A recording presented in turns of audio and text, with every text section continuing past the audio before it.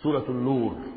اب یہاں 14 وہ جو سورتیں تھی جو میں نے عرض کیا جو مکیات ہیں مسلسل، ان میں سے ایک سورہ حج کے بارے میں اور ایک سورہ رعد کے بارے میں بھی بعض لوگوں کا خیال ہے کہ وہ مدنی ہے، لیکن واقعہ یہ ہے کہ جن کو بھی مکی اور مدنی صورتوں کے مزاج سے واقفیت ہو گئی ہے، جس کو پہچانتے ہیں وہ جانتے ہیں کہ یہ سارا سلسلہ جو ہے مکیات کا ہے اور ان میں کوئی مدنی صورت نہیں ہے۔ کہیں کہیں کسی مدنی آیت کا شامل ہو جانا یہ بالکل علیحدہ بات ہے، لیکن یہ کہ اب ان 14 صورتوں کے بعد اب یہ ہے واحد صورت مدنی ہے اور یہ سورۃ النور ہے۔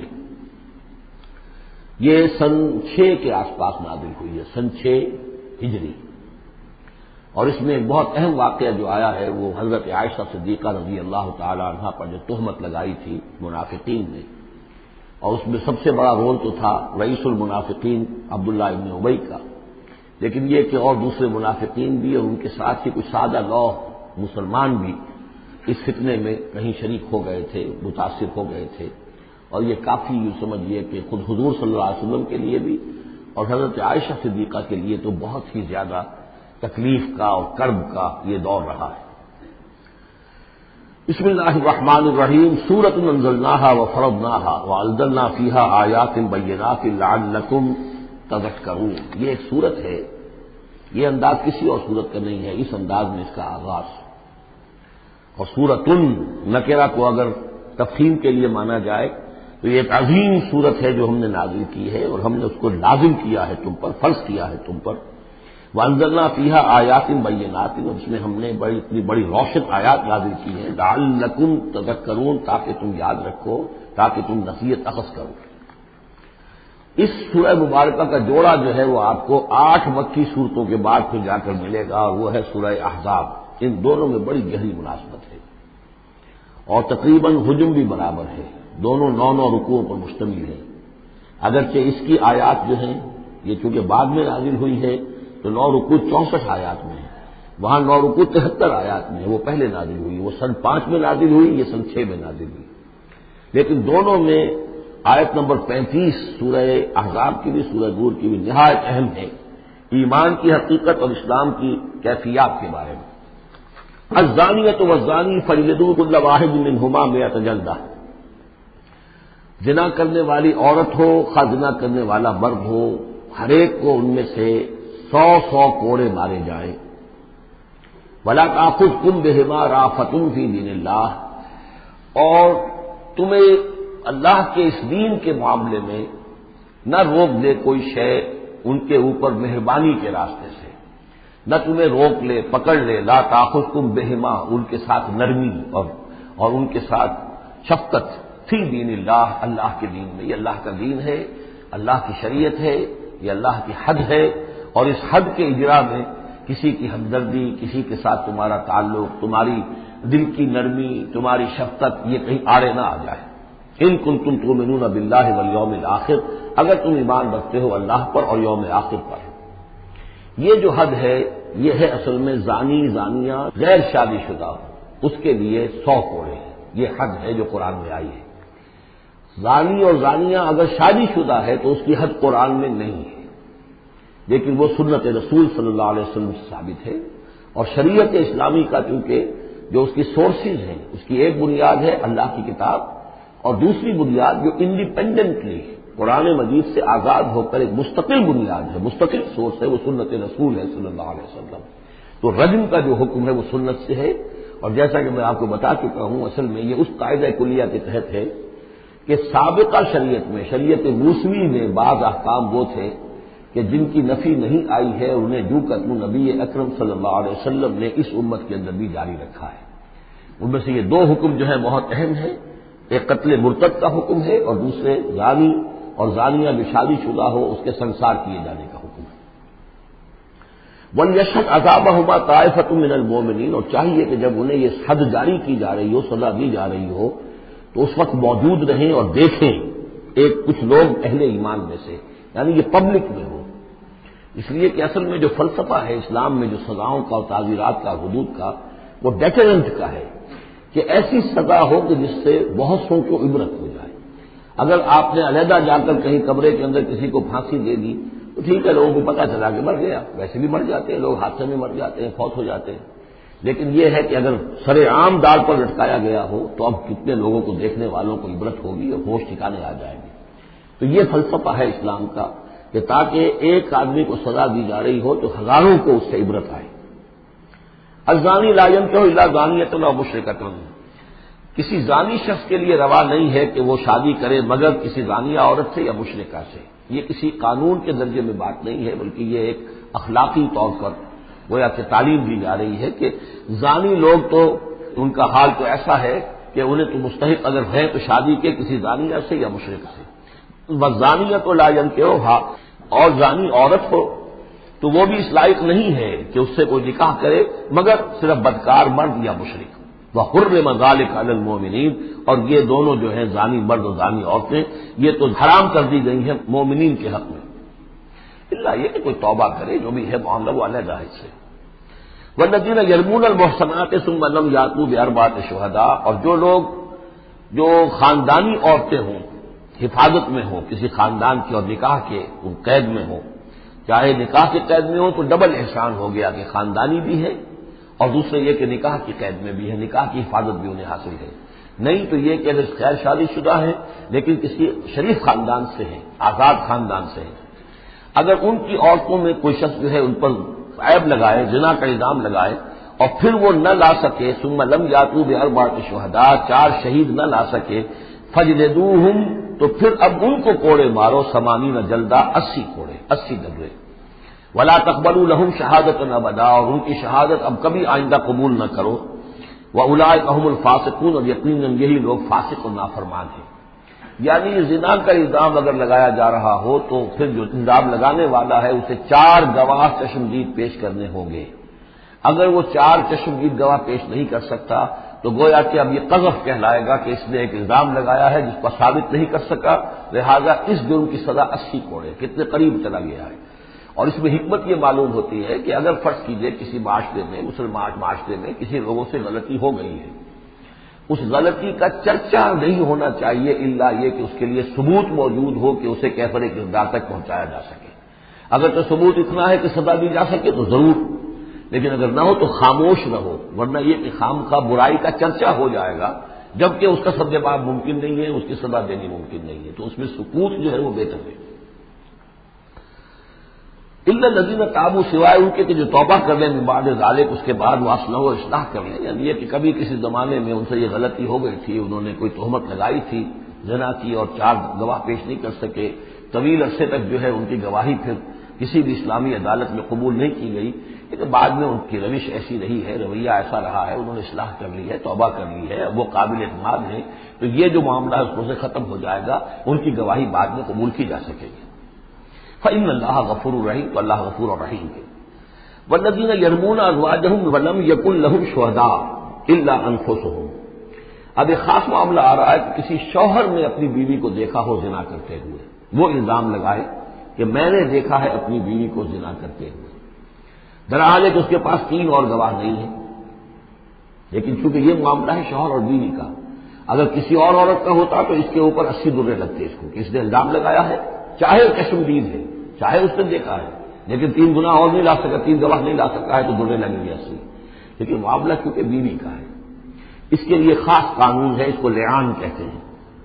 وہ یہ ہے کہ والذین یرمون ازواجہم، جو الزام لگائیں زنا کا اپنی بیویوں پر، ولم یکن لہم شہداء، اور ان کے پاس گواہ موجود نہ ہو، الا انفسہم، سوائے ان کی اپنی جانوں کے، انہوں نے خود دیکھا ہے.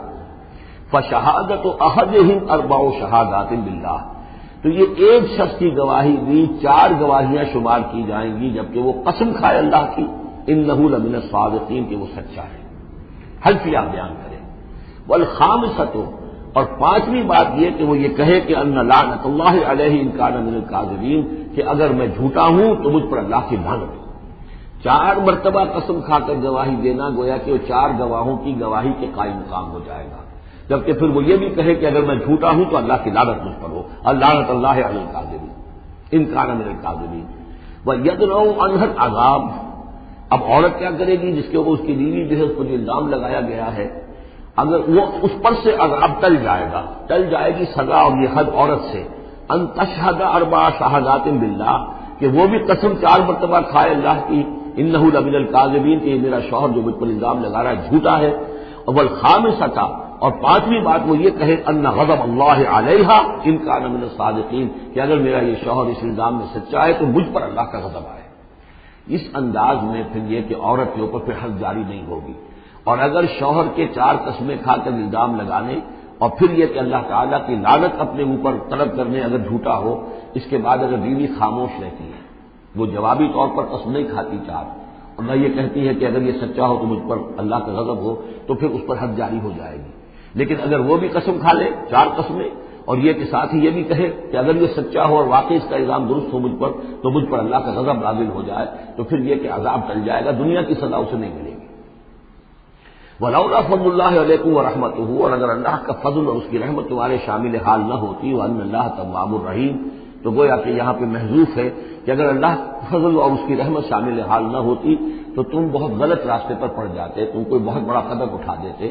وہ جو بھی واقعہ اب آگے آ رہا ہے یہ اس کے لیے تمہید ہے. وَأَنَّ اللَّهَ تَوَّابٌ حَكِيمٌ یقیناً اللہ تعالیٰ بہت توبہ کا قبول فرمانے والا اور حکمت والا ہے. إِنَّ الَّذِينَ جَاءُوا بِالْإِفْكِ عُصْبَةٌ مِّنكُمْ جن لوگوں نے یہ طوفان اٹھایا ہے، جن لوگوں نے تہمت تراشی ہے حضرت عائشہ صدیقہ رضی اللہ تعالی عنہا پر، یہ تمہارے ہی ایک گروہ ہے، تم ہی میں سے ہیں. لا تحسبوه شرا لکم اسے تم اپنے لیے برا نہ سمجھو بل هو خیر لکم بلکہ یہ بھی تمہارے لیے خیر ہے. اس کے ذریعے سے اللہ تعالیٰ تمہارے سامنے اب اس سمن میں ہدایات دے گا، قوانین بتا دے گا، شریعت کے جو احکام ہیں وہ نازل ہو رہے ہیں. اس کے لیے گویا کہ یہ واقعہ جو ہے ایک تقریب بن گیا، ایک ذریعہ بن گیا. واقعہ اچھی طرح نوٹ کر دیجئے کہ غزوہ بنی مستلق میں حضور سن 6 کا ہے یہ واقعہ، ہجری کا تشریف لے گئے تھے. جب وہاں سے واپس آ رہے تھے تو جہاں رات کو ایک جگہ پر قیام تھا اور حضرت عائشہ صدیقہ جو ہے ایک ہودج میں علیحدہ ہوتی تھی، جیسے جس کو کہ اٹھا کر جو لوگ آتے تھے حمال وہ اٹھا کر اسے اونٹ پر رکھ دیتے تھے اور جہاں پر پڑا ہوا وہ ہودج اونٹ پر سے اتار کر نیچے رکھ دیا. تو رات کو کہیں قضائے حاجت کے لیے نکلی، پیشاب وغیرہ کی حاجت ہوئی، وہ کہیں گئی، وہاں کو دیر لگ گئی اور دیکھا واپس آ کر تو کہیں ہار اپنا گر گیا تھا. اس ہار کو دیکھنے کے لیے واپس نہیں، اتنی دیر میں وہ حمال آئے اور حضرت عائشہ بہت دبلی پتلی تھی، انہیں اندازہ نہیں ہوا کہ اس ہودج میں اس وقت ام المومنین موجود نہیں ہے. انہوں نے اٹھایا اور وہ کوچ کا وقت ہو گیا تھا، اونٹ کے اوپر رکھا اور قافلہ چل گیا. اب یہ آئیں واپس تو اب دیکھا کہ وہ تو قافلہ جا چکا ہے، ہکا بکا کیا کریں، تنہا ہے، رات کا وقت ہے. اس وقت انہوں نے بڑی عقل مندی سے کام لیا کہ اب اگر میں قافلے کے پیچھے دوڑی چلی تو پتہ نہیں میں کسی غلط راستے پر مڑ جاؤں اور پھر وہ تلاش بھی نہیں کر سکیں گے مجھے، تو بہتر یہ کہ میں یہیں پر بیٹھی رہوں تاکہ انہیں جب بھی خیال ہوگا کہ اس ہودج کے اندر جو ہے ام المومنین عائشہ صدیقہ موجود نہیں ہے تو وہ تلاش میں پھر یہیں آئیں گے. تو وہاں بیٹھی ہوئی تھی، رات کا وقت تھا، نیند آویش ہو گئی، اس سے آپ کا چہرہ بھی کھل گیا. تو ایک صاحب تھے صحابہ میں سے صفوان ابن معطل، ان کی ڈیوٹی یہ ہوتی تھی کہ وہ لشکر کے پیچھے پیچھے چلتے تھے. لشکر چل رہا ہے تو ذرا فاصلے سے کہ کہیں کوئی گری پڑی چیز رہ گئی ہو، کہیں کوئی بیمار ہو وہ چل نہ پایا ہو لشکر کے ساتھ اور رہ گیا ہو پیچھے، تو پیچھے وہ دیکھ بھال کرتے ہوئے آتے تھے. انہیں دور سے نظر آیا کہ یہاں کوئی گٹھڑی سی پڑی ہے کوئی، تو جا کر دیکھا، حضرت عائشہ کو پہچان لیا اور وہ کہتے ہیں کہ میں نے اس لیے پہچان لیا کہ حجاب کی آیت کے نازل ہونے سے پہلے میں نے انہیں دیکھا تھا. حجاب کی آیت نازل ہوئی ہے سورہ احزاب میں، سورہ احزاب 1 سال پہلے نازل ہو چکی ہے. تو جب تک حجاب کی آیت نہیں آئی تھی ظاہر بات ہے کہ وہاں پردہ نہیں تھا، کوئی نقاب نہیں اوڑھتی تھی خواتین اور نہ امہات المومنین، لہذا پہچانتے تھے. تو چونکہ چہرہ کھلا ہوا تھا ام المومنین کا تو انہوں نے کہا انا للہ و انا الیہ راجعون. یہ الفاظ جو کہے تو حضرت عائشہ کی آنکھ کھل گئی اور وہ پھر اٹھ کر بیٹھی، انہوں نے اپنا کپڑا درست کیا. لیکن پھر انہوں نے یہ کیا صفوان ابن معطل نے کہ اپنا اونٹ بٹھا دیا خاموشی کے ساتھ، حضرت عائشہ اس پر سوار ہو گئی اور وہ آگے اس کی وہ نکیل پکڑ کر وہ چلتے گئے اور قافلے میں پہنچ گئے.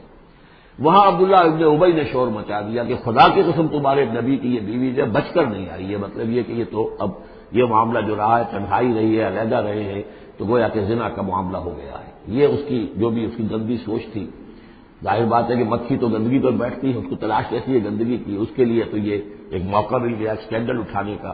یہ اسکینڈل بڑھتے بڑھتے ایک طوفان بن گیا اور اس میں بعض جو ہے بہت ہی مخلص لوگ بھی، حضرت حسان بن ثابت رضی اللہ تعالیٰ عنہ جو دربار نبوی کے گویا کہ سرکاری شاعر تھے، ان کا بھی معاملہ اس کے اندر ایسا ہو گیا کہ وہ بھی ملوث ہو گئے.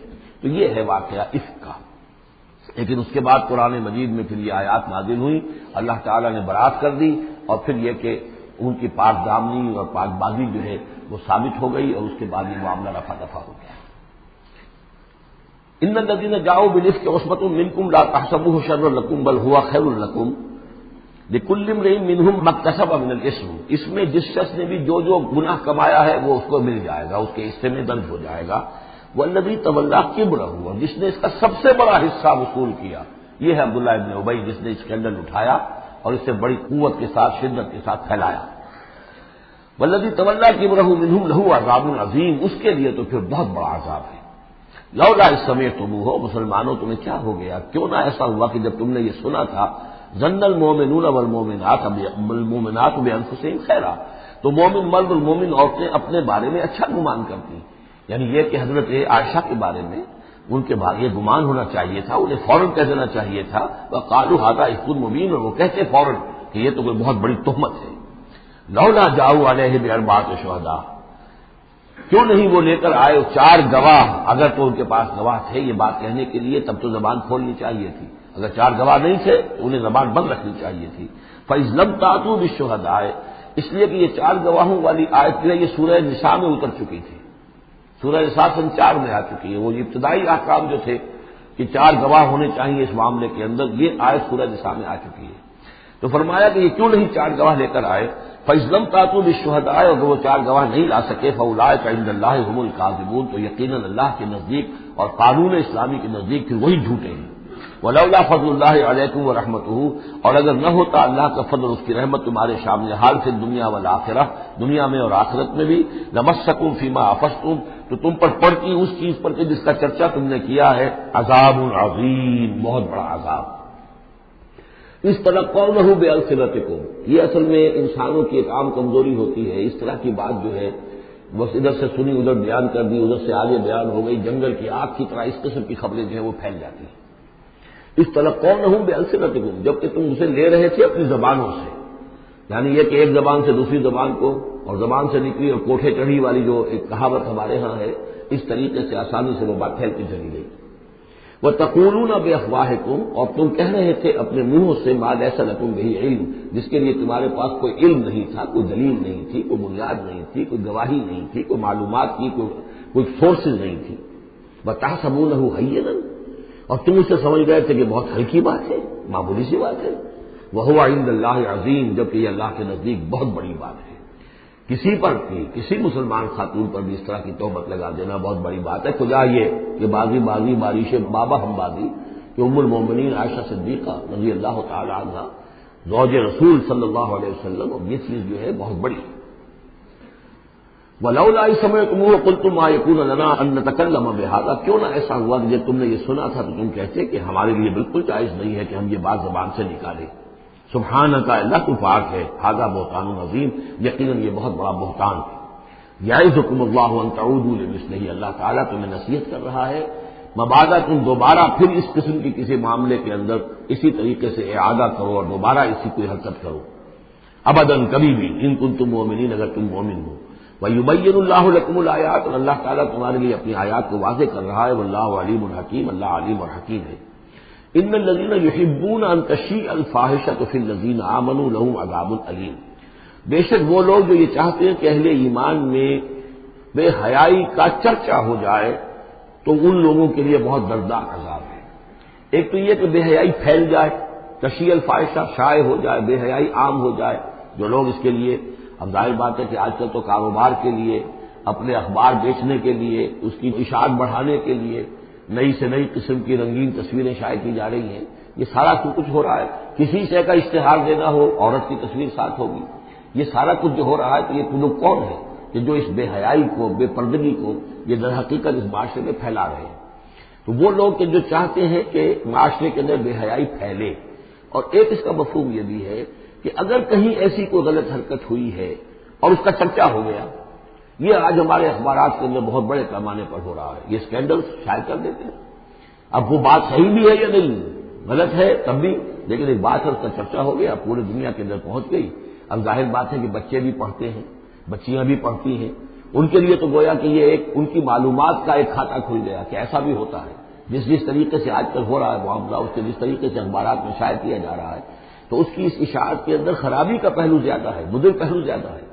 اگر ہے بھی ایسا معاملہ، اگر تو سزا کے قابل ہے تو گواہی دو اور سزا دلواؤ، اور ایسی سزا ہو کہ جس سے ایک کو سزا ہو اور ہزاروں کو ہوش آ جائے، اور اگر نہیں ہے تو خاموش ہو۔ اس کے اوپر زبان بولنا بھی جو ہے در حقیقت بہت بڑا جرم ہے۔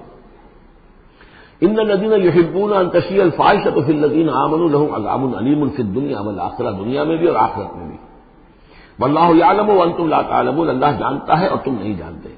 ولولا فضل اللہ علیکم ورحمتہ، اور اگر اللہ کا فضل نہ ہوتا تم پر اور اس کی رحمت نہ ہوتی تو یہ تو طوفان ایسا اٹھا تھا کہ اس کے بڑے دور تک نتائج نکل سکتے تھے، یہ محذوف ہے۔ وان اللہ رؤوف الرحیم، تو اللہ بہت رؤوف ہے اور رحیم ہے۔ یا ایھا الذین آمنوا لا تتبعوا خطوات الشیطان، اہل ایمان شیطان کے نقش قدم کی پیروی نہ کرو۔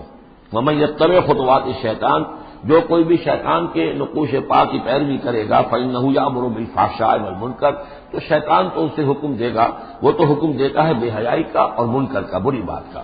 ولولا فضل اللہ علیکم ورحمتہ، اور اگر نہ ہوتا اللہ کا فضل اور اس کی رحمت تمہاری شامل حال، ما زکا منکم من احد ابدا، تم میں سے کوئی ایک انسان بھی کبھی پاک نہ ہو سکتا۔ اللہ تعالیٰ کا فضل ہے، اللہ کی رحمت ہے۔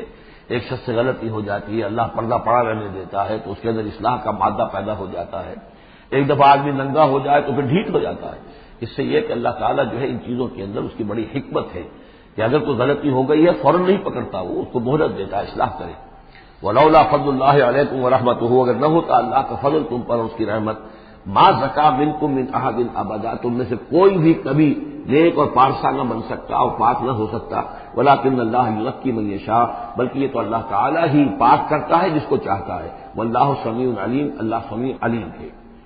ولا یأتل اولو الفضل منکم والسعة ان یؤتوا اولی القربى والمساکین والمہاجرین فی سبیل اللہ، اس آیت کی بھی شان نزول ہے کہ حضرت ابو بکر صدیق رضی اللہ تعالیٰ عنہ کے ایک یا تو بھانجے تھے یا خالہ زاد بھائی تھے، حضرت مصطح۔ یہ حضرت مصطح جو غریب آدمی تھے اور حضرت ابو بکر ان کی مدد کیا کرتے تھے، پیسے سے، مال سے ان کی ضرورت جو ہے پوری کرتے تھے۔ لیکن یہ مصطح بھی اس میں شریک ہو گئے۔ حضرت عائشہ صدیقہ رضی اللہ تعالیٰ عنہ پر جو تہمت کا معاملہ چلا تو حضرت ابو بکر کو جب معلوم ہوا کہ مصطح بھی اس معاملے کے اندر شریک ہے تو پھر غصے میں آ کر ان کا قسم کھا لی کہ میں اب اس کے ساتھ کبھی کوئی بھلائی نہیں کروں گا، اس نے اتنی بڑی غلطی کی ہے اور اس معاملے کے اندر میری بیٹی کا معاملہ ہے اور اس میں اس کو یہ خیال نہیں آیا کہ میں اس کے ساتھ کتنا کچھ احسان کرتا ہوں، اس کے اندر جو ہے وہ خود بھی شریک ہو گیا۔ اس پر اللہ تعالیٰ کی طرف سے گرفت آ رہی ہے کہ نہیں ابو بکر یہ ٹھیک نہیں ہے، جو بھی اس سے غلطی ہوئی، لیکن تم جو نیک کام کر رہے تھے اس کا کیوں قسم کھاتے ہو کہ اس کے اندر تم مدد نہیں کرو گے۔ ولا یأتل اولو الفضل منکم، اور نہ قسم کھائیں جو فضل والے ہیں، درجے والے ہیں تم میں سے، جن میں اللہ نے فضیلت دی ہے، نیکی میں بھی، ایمان میں بھی فضیلت دی ہے، دولت میں بھی فضیلت دی ہے، وسعت، اور جنہیں کشادگی دی ہے، مال کی کشادگی دی ہے، ان یؤتوا اولی القربى، کہ وہ کوئی صلہ رحمی کریں اپنے قرابت داروں کے ساتھ، کچھ دیں مال اور صدقہ و خیرات دیں اپنے قرابت داروں کو، والمساکین والمہاجرین، اور محتاجوں کو اور وطن چھوڑنے والے مہاجرین کو، فی سبیل اللہ، اللہ کی راہ میں، تو یہ قسم نہ کھائیں۔ ولیعفوا ولیصفحوا، انہیں چاہیے کہ معاف کر دیں اور درگزر سے کام لیں۔ الا تحبون ان یغفر اللہ لکم، کیا تم یہ نہیں چاہتے کہ اللہ تمہیں معاف کرے؟ یعنی اے ابو بکر اگر تم یہ چاہتے ہو، تم سے بھی تو کوئی خطا آخر ہو جاتی ہے، اللہ معاف فرماتا ہے، کیا تم نہیں چاہتے کہ اللہ تمہاری خطاؤں سے درگزر کرے؟ الا تحبون ان یغفر اللہ لکم، کیا تم نہیں پسند کرتے اس کو کہ اللہ تمہیں معاف کرے؟ اس پر اس آیت کو سنتے ہی حضرت ابو بکر صدیق کے الفاظ بھی نقل کیے گئے، بلا یا ربنا انا نحب، کیوں نہیں پروردگار، ہم ضرور چاہتے ہیں کہ تو ہمیں معاف فرما دے۔ انہوں نے اپنی قسم کا کفارہ دیا اور اس کے بعد جو بھی وہ کرتے تھے ان کے ساتھ بھلائی اور نیکی اس سلسلے کو جاری کر دیا۔ واللہ غفور رحیم، اور اللہ تعالی غفور ہے اور رحیم ہے۔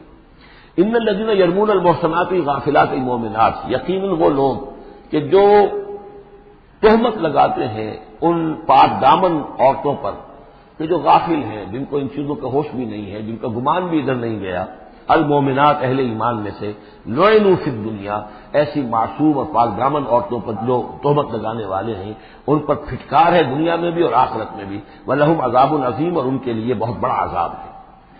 یوم تشہد علیہم السنتہم وایدیہم، جس دن کے ان کے خلاف گواہی دیں گے، تشہد علیہم، علی کو نوٹ کر لیجئے، جس دن کے ان کے خلاف گواہی دیں گے، السنتہم ان کی اپنی زبانیں گواہی دیں گی، وایدیہم ان کے اپنے ہاتھ گواہی دیں گے، وارجلہم اور ان کے پاؤں گواہی دیں گے، بما کانوا یعملون اب جو کچھ عمل وہ کر رہے تھے۔ یہ ہاتھ ہمارے پاس اللہ کی امانت ہے، میں اس سے غلط کام کر رہا ہوں تو یہ انڈر پروٹیسٹ میرا حکم تو مان رہا ہے، اس لیے کہ اللہ تعالیٰ نے مجھے میرے حوالے سے کیا ہوا ہے، لیکن اس کے اندر پروٹیسٹ ہے، قیامت کے دن یہی میرے خلاف مقدمہ کرے گا، پروردگار تو نے مجھے اس کے حوالے کیا تھا اور یہ مجھ سے میرے ذریعے سے غلط کام کرتا رہا۔ یہ پاؤں جو ہے ہمارے خلاف گواہی دیں گے کہ پروردگار ہم اس کے تابع تھے، اس کے حکم کے مطابق چل رہے تھے، یہ بدبخت ہمیں چوری کرنے کے لیے جاتا تھا تو اس کے لیے استعمال کرتا تھا، یا کوئی اور برا کام کرنے کے لیے ہمیں استعمال کرتا تھا۔ یومئذ یوفیہم اللہ دینہم الحق، اس دن اللہ تعالیٰ ان کا پورا بدلہ ان کو دے دے گا۔ یہ دین کے لفظ کو یہاں نوٹ کیجئے، دین بدلے کو کہتے ہیں، دین مالک یوم الدین، جزا و سزا کے دن کا مالک، بدلے کا دن۔ وَيَعْلَمُونَ أَنَّ اللَّهَ هُوَ الْحَقُّ الْمُبِينُ، اور وہ جان لیں گے کہ اللہ تعالیٰ ہی ہے الحق، سچا اور ہر بات کو کھول کر بیان کر دینے والا۔ الخبیثات للخبیثین والخبیثون للخبیثات، ناپاک عورتیں ناپاک مردوں کے لیے ہیں اور ناپاک مرد ناپاک عورتوں کے لیے ہیں، اور طیبات والطیبات للطیبین والطیبون للطیبات، اور ستھرے اور پاک باز جو خواتین ہیں وہ پاک باز مردوں کے لیے ہیں، اور پاک باز جو مرد ہیں وہ پاک دامن خواتین کے لیے ہیں۔ اولئک مبرؤون مما یقولون، یہ لوگ بری ہیں ان چیزوں سے کہ جو لوگ کہتے ہیں۔ لہم مغفرۃ ورزق کریم، ان کے لیے مغفرت ہے اور رزق کریم ہے۔ یہ دونوں آیات جو ہیں در حقیقت اخلاقی تعلیم کی نوعیت کی ہیں کہ اتنی اخلاقی حص معاشرے کے اندر رہے کہ جو جس کے ساتھ کوئی بدنامی کا معاملہ ہو جائے پھر وہ خود محسوس کرے کہ میں آئسولیٹ ہو کر رہ گیا ہوں یا رہ گئی ہوں اس معاشرے کے اندر، یہ معاشرے کے اندر یہ عام روش پیدا ہو جائے۔ جیسے کہ پہلے آیا تھا وہ اس کے اندر بھی یہی بات تھی کہ زانی نکاح نہ کرے مگر کسی زانیہ سے یا کسی مشرکہ سے، وہ اس لائق نہیں ہے کہ اس کے نکاح میں کوئی مسلمان خاتون آئے پاک دامن اور عفت والی۔ اس طرح زانیہ جو ہے اس سے کوئی نکاح نہ کرے سوائے مشرک کے، یہ قانونی چیزیں نہیں ہیں جیسا کہ میں نے عرض کیا، یہ اخلاقی، تاکہ ایک نفرت پیدا ہو زنا سے، بدکاری سے۔ اسی طریقے سے معاشرے کے اندر ایک عام فضا، ایک حص ایسی پیدا ہو جائے کہ جس میں جو لوگ بھی ایسی گراوٹوں میں مبتلا ہوں وہ خود اپنی آنکھوں میں ذلیل ہو کر رہ جائیں۔ یا ایھا الذین آمنوا لا تدخلوا بیوتا غیر بیوتکم حتی تستأنسوا، اب اس حوالے سے بہت سے جو احکام آ رہے ہیں، یہ سورہ نور اور سورہ احزاب ان دونوں میں معاشرتی احکامات ہیں۔ معاشرتی احکامات میں خاص طور پر وہ جو ایک آیت آئی ہے سورہ بنی اسرائیل میں، وَلَا تَقْرَبُوا الزِّنَا إِنَّهُ كَانَ فَاحِشَةً وَسَاءَ سَبِيلًا، اس زنا کا سد باب کرنے کے لیے اسلام کے معاشرتی نظام میں بہت دور دور تک اقدامات کیے گئے ہیں۔ قریب مت جاؤ زنا کے، یعنی زنا کو ایریڈیکیٹ کرنا معاشرے میں یہ ایک بہت بڑا آبجیکٹو ہے، اور اس کے لیے دور دور تک اقدامات، مثلا پردہ ہے، سطر ہے، لباس کے احکام دیے گئے ہیں، معاشرہ جو ہے ہمارا جو ہے وہ مکسڈ سوسائٹی نہ ہو، مخلوط معاشرہ نہ ہو، مردوں کی ذمہ داریاں علیحدہ ہیں، عورتوں کی علیحدہ ہیں، معاشرہ جو ہے سیگریگیٹڈ ہو، مردوں اور عورتوں کے درمیان اختلاط نہ ہو۔ یہ ساری چیزیں کس کے لیے؟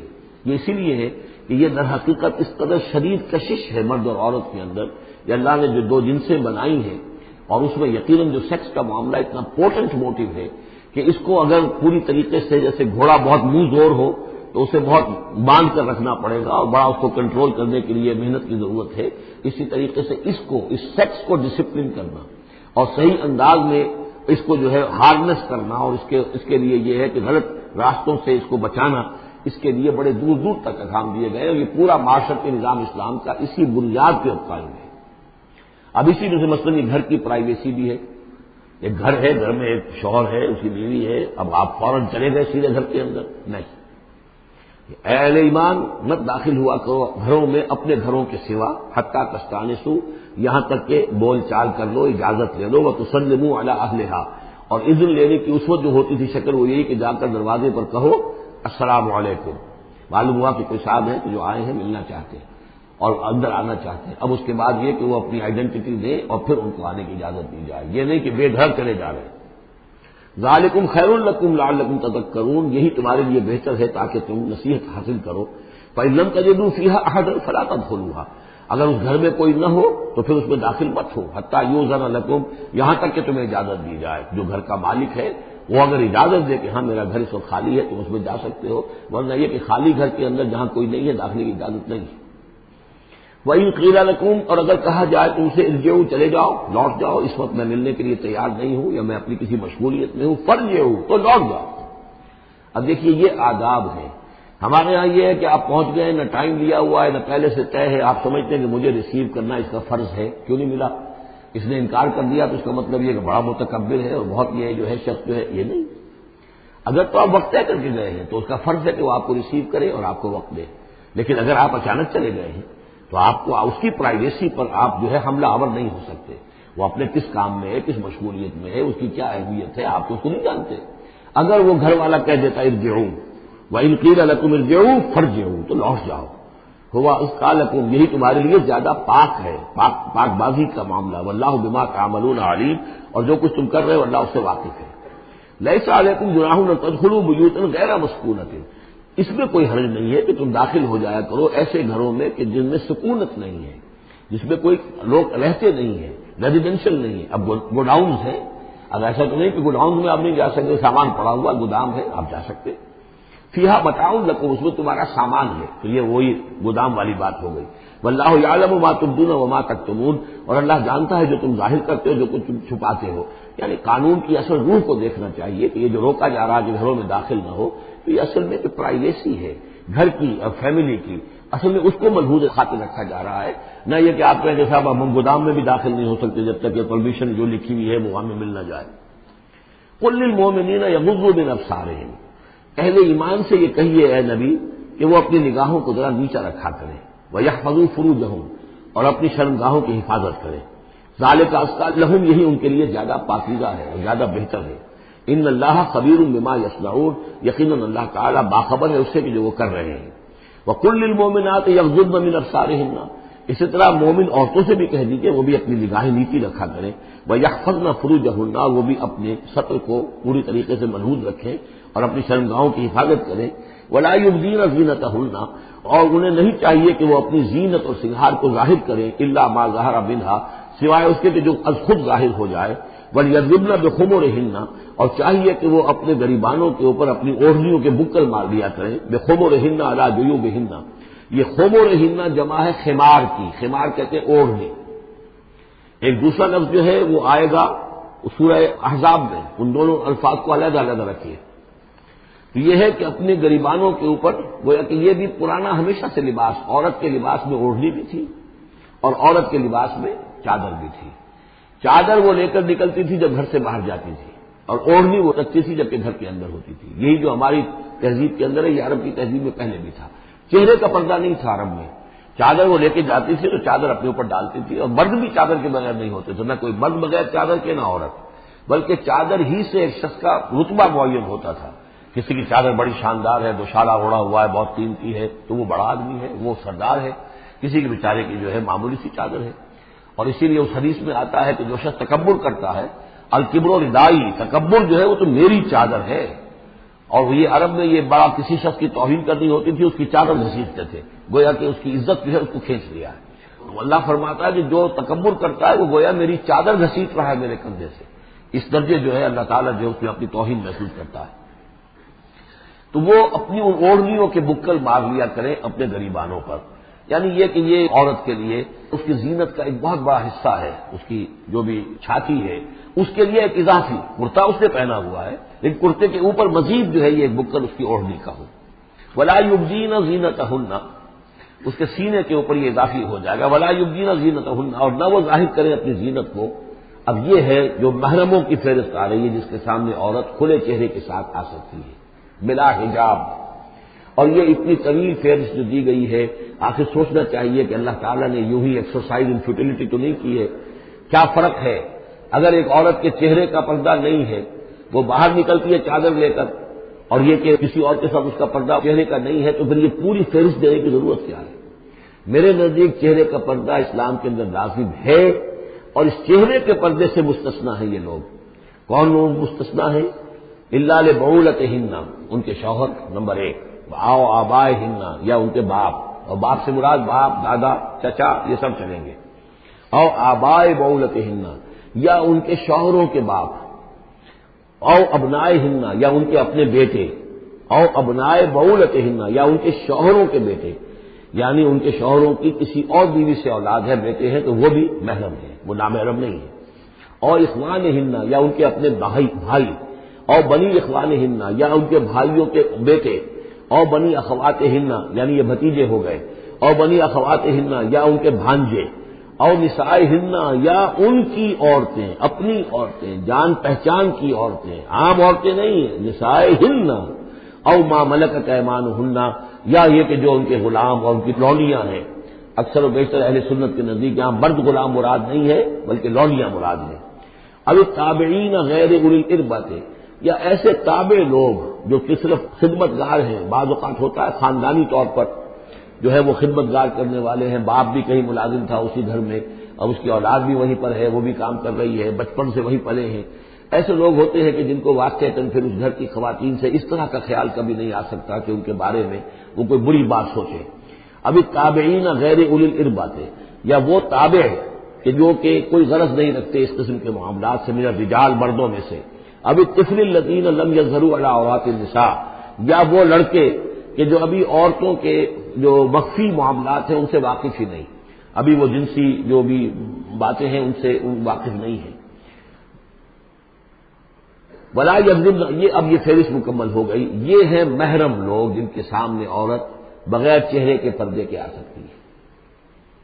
باقی یہ کہ زینت جو خود بخود ظاہر ہو جائے، اب ظاہر ہے کہ آپ نے چادر بھی لی ہوئی ہے کسی خاتون نے، برقع بھی اوڑھا ہوا ہے، لیکن اب کسی کا قد ہے، ماشاءاللہ وہ قد ایسا ہے، سر قد ہے کوئی خاتون، تو وہ کہاں چھپائے گی اس قد کو، وہ تو ظاہر ہو جائے گا۔ جسم متناسب ہے، اب وہ جسم تو ظاہر ہو جائے گا۔ اس اعتبار سے ما ظہر منہا کو لوگوں نے لے لیا چہرے کے لیے، یہ بالکل غلط ہے۔ چہرے کا تو پردہ میرے نزدیک لازم ہے، اور یہ کہ باقی یہ کہ ان کے سامنے چہرے کے سمیت عورت آ سکتی ہے۔ باقی عورت جو ہے اپنے بیٹے کے سامنے بھی سوائے 3 اعضاء کے اور نہیں کھول سکتی، اپنے بھائی کے سامنے بھی نہیں کھول سکتی۔ چہرہ، یہ ہاتھ پونچوں سے نیچے، اور پیر ٹخنوں سے نیچے، یہ جو 3 اعضاء ہیں یہ وہ ہیں کہ جو عورت کھلے رکھ سکتی ہے، اپنے وہ بیٹے کے سامنے بھی، بھائی کے سامنے بھی، اور جو بھی رشتے گرائے گئے ہیں۔ لیکن یہ کہ اس سے آگے پھر جو ہے معاملہ وہ پھر شوہر کا ہے، اس سے آگے یعنی لباس کا معاملہ جو ہے جس سے کہ عورت جو ہے وہ آزاد ہوگی، وہ صرف شوہر کے لیے۔ ولا یضربن بارجلہن لیعلم ما یخفین من زینتہن، اور نہ ایسا ہو کہ وہ اپنے پاؤں مار کر چلیں، تو زیور جو ہے پاؤں میں پہنا ہوا اس کی جھنکار ہو تاکہ لوگوں جو ہے ادھر متوجہ ہو جائیں۔ لیعلم ما یخفین من زینتہن، تاکہ لوگوں کے علم میں آ جائے کہ کیا انہوں نے چیز چھپائی ہوئی ہے اپنی زینت میں سے، کیا زیورات پہنے ہوئے ہیں۔ وَتُوبُوا إِلَى اللَّهِ جَمِيعًا أَيُّهَا الْمُؤْمِنُونَ، اور اے اہل ایمان سب کے سب مل کر اللہ کی جناب میں توبہ کرو، لَعَلَّكُمْ تُفْلِحُونَ، تاکہ تم فلاح پاؤ۔ وَأَنكِحُوا الْأَيَامَ مِنكُمْ، اور دیکھو اپنی بیواؤں کی شادیاں کر دیا کرو۔ وَالصَّالِحِينَ مِنْ عِبَادِكُمْ، یہ بھی اب ایک بہت اہم ہے بات۔ ہندوانہ ہمارا معاشرہ جو ہے وہ بیوہ کی شادی جو ہے وہ تو جائز بھی نہیں سمجھتا، یا بہت ہی یوں سمجھیے کہ اس کے نزدیک بہت ہی ناپسندیدہ بات ہے، اور ہمارے ہاں بھی یہ ہو گیا ہے۔ حالانکہ یہاں حکم ہے انکحوا الایام منکم، بیواؤں کی شادیاں کر دیا کرو۔ والصالحین من عبادکم و امائکم، اور تمہاری جو بانیاں ہوں، غلام ہوں، ان میں سے بھی جو سمجھدار ہوں، جن کے کردار کے بارے میں تمہیں اعتماد ہو، ان کی بھی شادیاں کر دیا کرو۔ ایک کی کنیز ہے، ایک کا غلام ہے، ان کی شادی ہو جائے۔ اب ظاہر بات ہے وہ کنیز جو ہے اپنے آقا کے، اب اس کے ساتھ وہ تمتع نہیں کر سکے گا، اس لیے کہ اس نے اجازت دے دی ہے کہ اس کی کنیز کی شادی ہو گئی ہے کسی غلام کے ساتھ۔ وَالصَّالِحِينَ مِنْ عِبَادِكُمْ وَإِمَائِكُمْ إِنْ يَكُونُوا فُقَرَاءَ، اگر وہ فقیر ہوں گے، مہر وغیرہ دینے کی ان کے اندر ہمت نہیں ہے، صلاحیت نہیں ہے، يُغْنِهُمُ اللَّهُ مِنْ فَضْلِهِ، تو ہو اللہ تعالیٰ ہو سکتا ہے کہ ان کو اپنے فضل سے غنی کر دے۔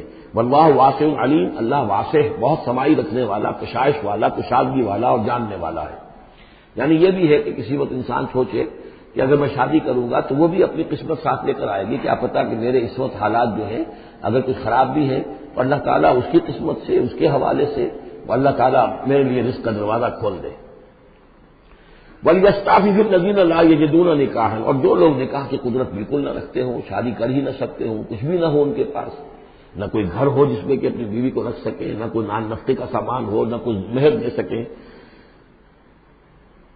وَلْيَسْتَعْفِفْ، تو انہیں چاہیے کہ وہ اپنی عفت کی حفاظت کریں، پوری طریقے سے اپنے جنسی جذبے کو کنٹرول کریں۔ الَّذِينَ لَا يَجِدُونَ نِكَاحًا حَتَّىٰ يُغْنِيَهُمُ اللَّهُ مِنْ فَضْلِهِ، یہاں تک کہ اللہ تعالیٰ انہیں اپنے فضل سے غنی کر دے۔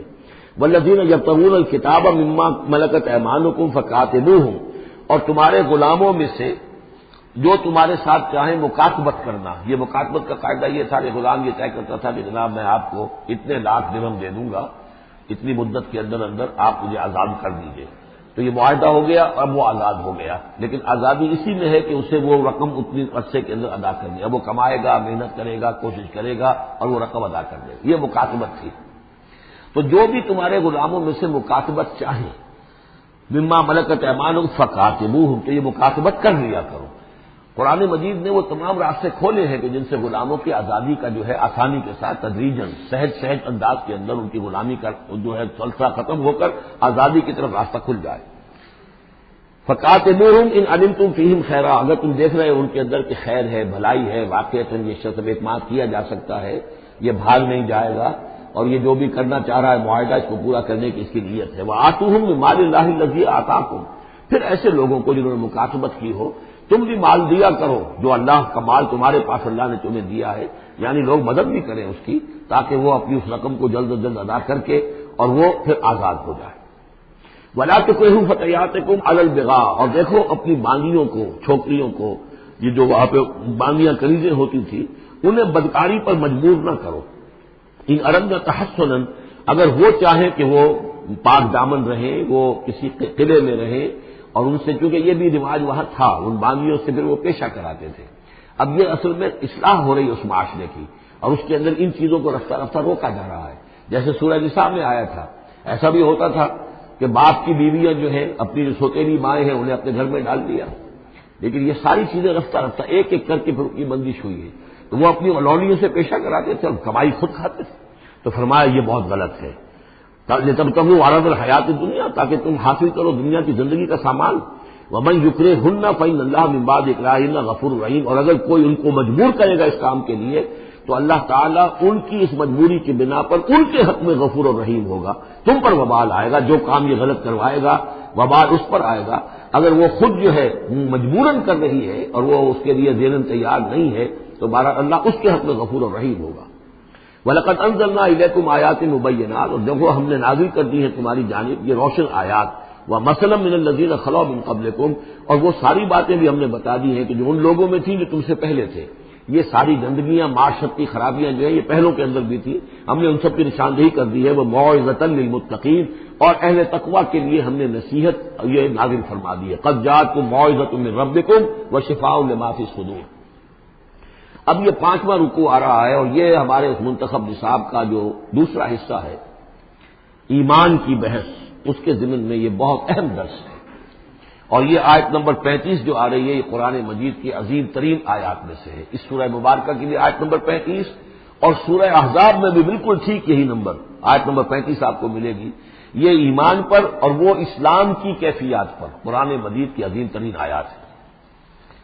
اللہ نور السماوات والارض، اللہ آسمانوں اور زمین کا نور ہے. مثل نور ہی، اس پر ایمان کی مثال، اس کے نور ایمان کی مثال ایسی ہے کمشکاتن، جیسے ایک طاق ہے، فیہا مصباح، اس میں ایک چراغ روشن ہے. المصباح فی زجاجہ، وہ چراغ جو ہے چمنی کے اندر ہے، شیشہ ہے اس کے اوپر، جیسے لالٹینیں ہوتی تھی پچھلے زمانے میں، گلوب کے ساتھ جو ہے وہ لیمپ ہوتے تھے. الزجاجہ تو کانہا کوکب دری، اور وہ شیشہ چمک رہا ہے جیسے کہ ایک چمکدار ستارہ ہو. یوقد من شجرۃ، اور اس مصباح میں، اس دیے میں، اس چراغ میں جلایا جا رہا ہے تیل، کس کا؟ ایک شجرہ مبارکہ زیتونہ کا، ایک ایسا مبارک درخت زیتون کا، لا شرقیۃ ولا غربیہ، جو نہ شرقی ہے نہ غربی ہے. یعنی یہ کہ درخت ہے، جھنڈ ہے ایک. اب اگر تو اس جھنڈ کے مشرق میں کوئی درخت ہے تو صبح کی دھوپ تو انہیں ملے گی، شام کی نہیں ہوگی. مغرب میں ہے تو شام کی دھوپ مل جائے گی، صبح کی نہیں ملے گی. ایک علیحدہ کھڑا ہوا ہے کوئی، جس کے نہ ادھر کوئی اور ہے نہ ادھر کوئی اور درخت ہے، تو پورے دن کی تمازت دھوپ کی جو ہے وہ جذب کر رہا ہے.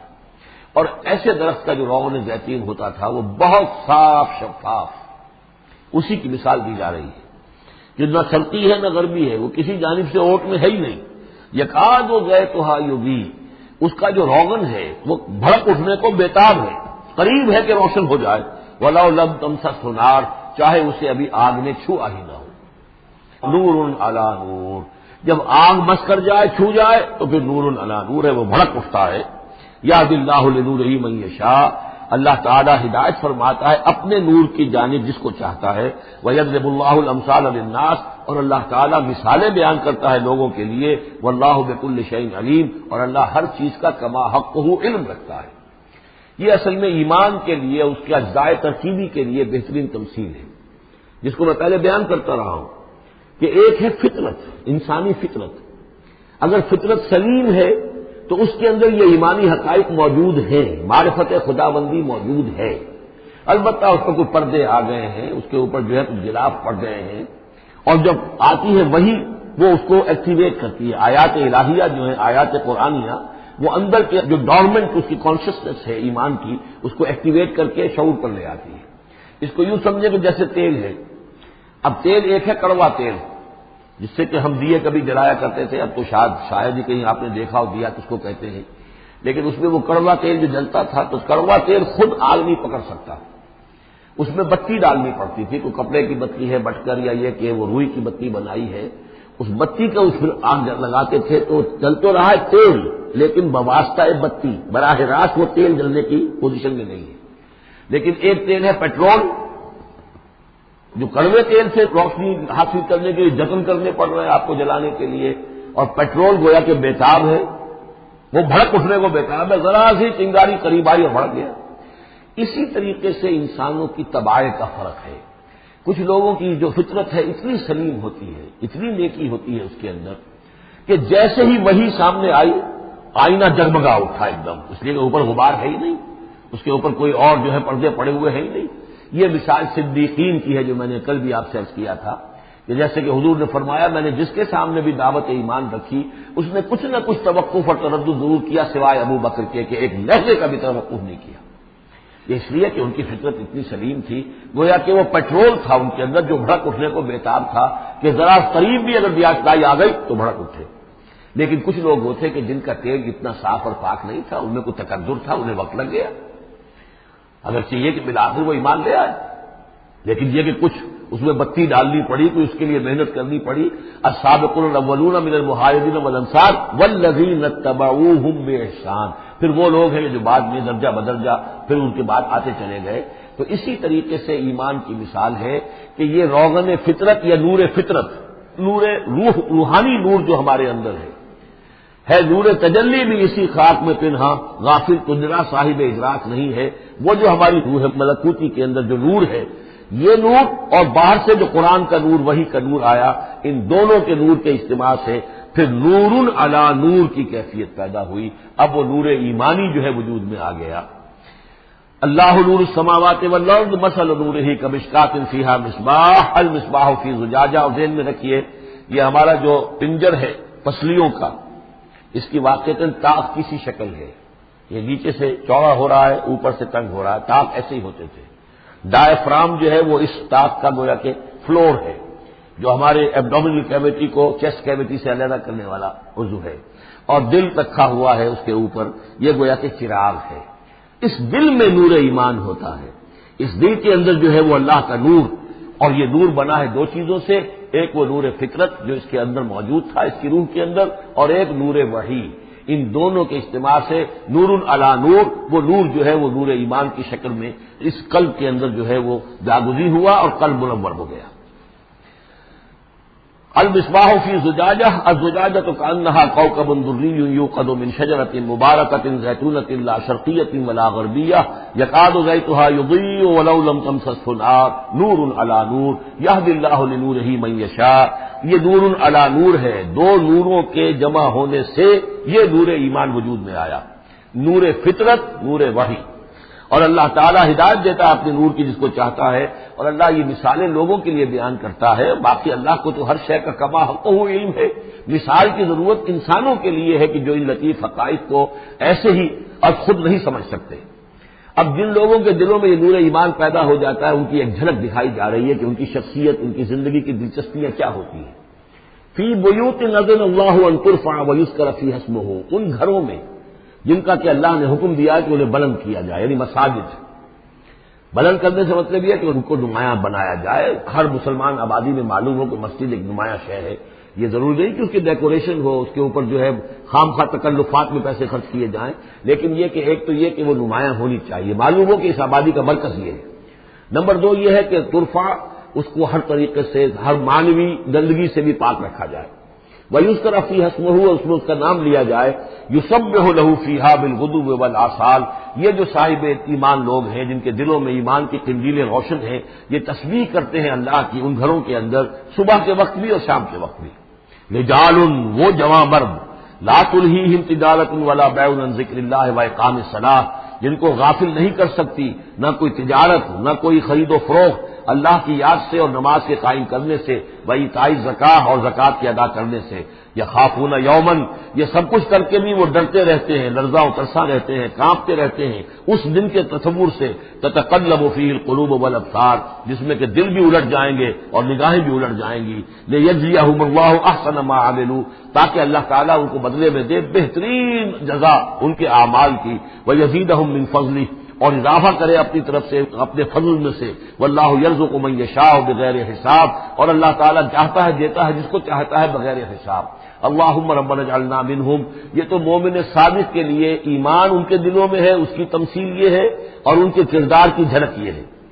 اب ایک ہے بین بین کے لوگ، ایمان تو نہیں ہے لیکن کچھ نہ کچھ نیکی کے کام کرتے ہیں، کچھ اپنے دل کی تسلی کے لیے، کچھ اپنے ضمیر کو مطمئن کرنے کے لیے. ان کی نیکی حقیقی نیکی نہیں ہے. وہ لیس البر ان تولوا وجوہکم قبل المشرق والمغرب، اس آیت کو ذہن میں رکھیے. والذین کفروا، اور جو لوگ ایمان سے تہی ہے، محروم ہے، کافر ہے، ان کی نیکیاں، ان کے اعمال کیا ہیں؟ کسراب، جیسے ریت ہو، سراب ہو، بقیعۃ، ایک چٹیل میدان میں. یحسبہ الظمآن ماء، پیاسا سمجھتا ہے کہ پانی ہے. حتی اذا جاءہ، یہاں تک کہ وہ جب وہاں پہ گھسٹ کر بھی پہنچتا ہے تو معلوم ہوتا ہے لم یجدہ شیئا، کچھ نہیں پاتا وہاں پر.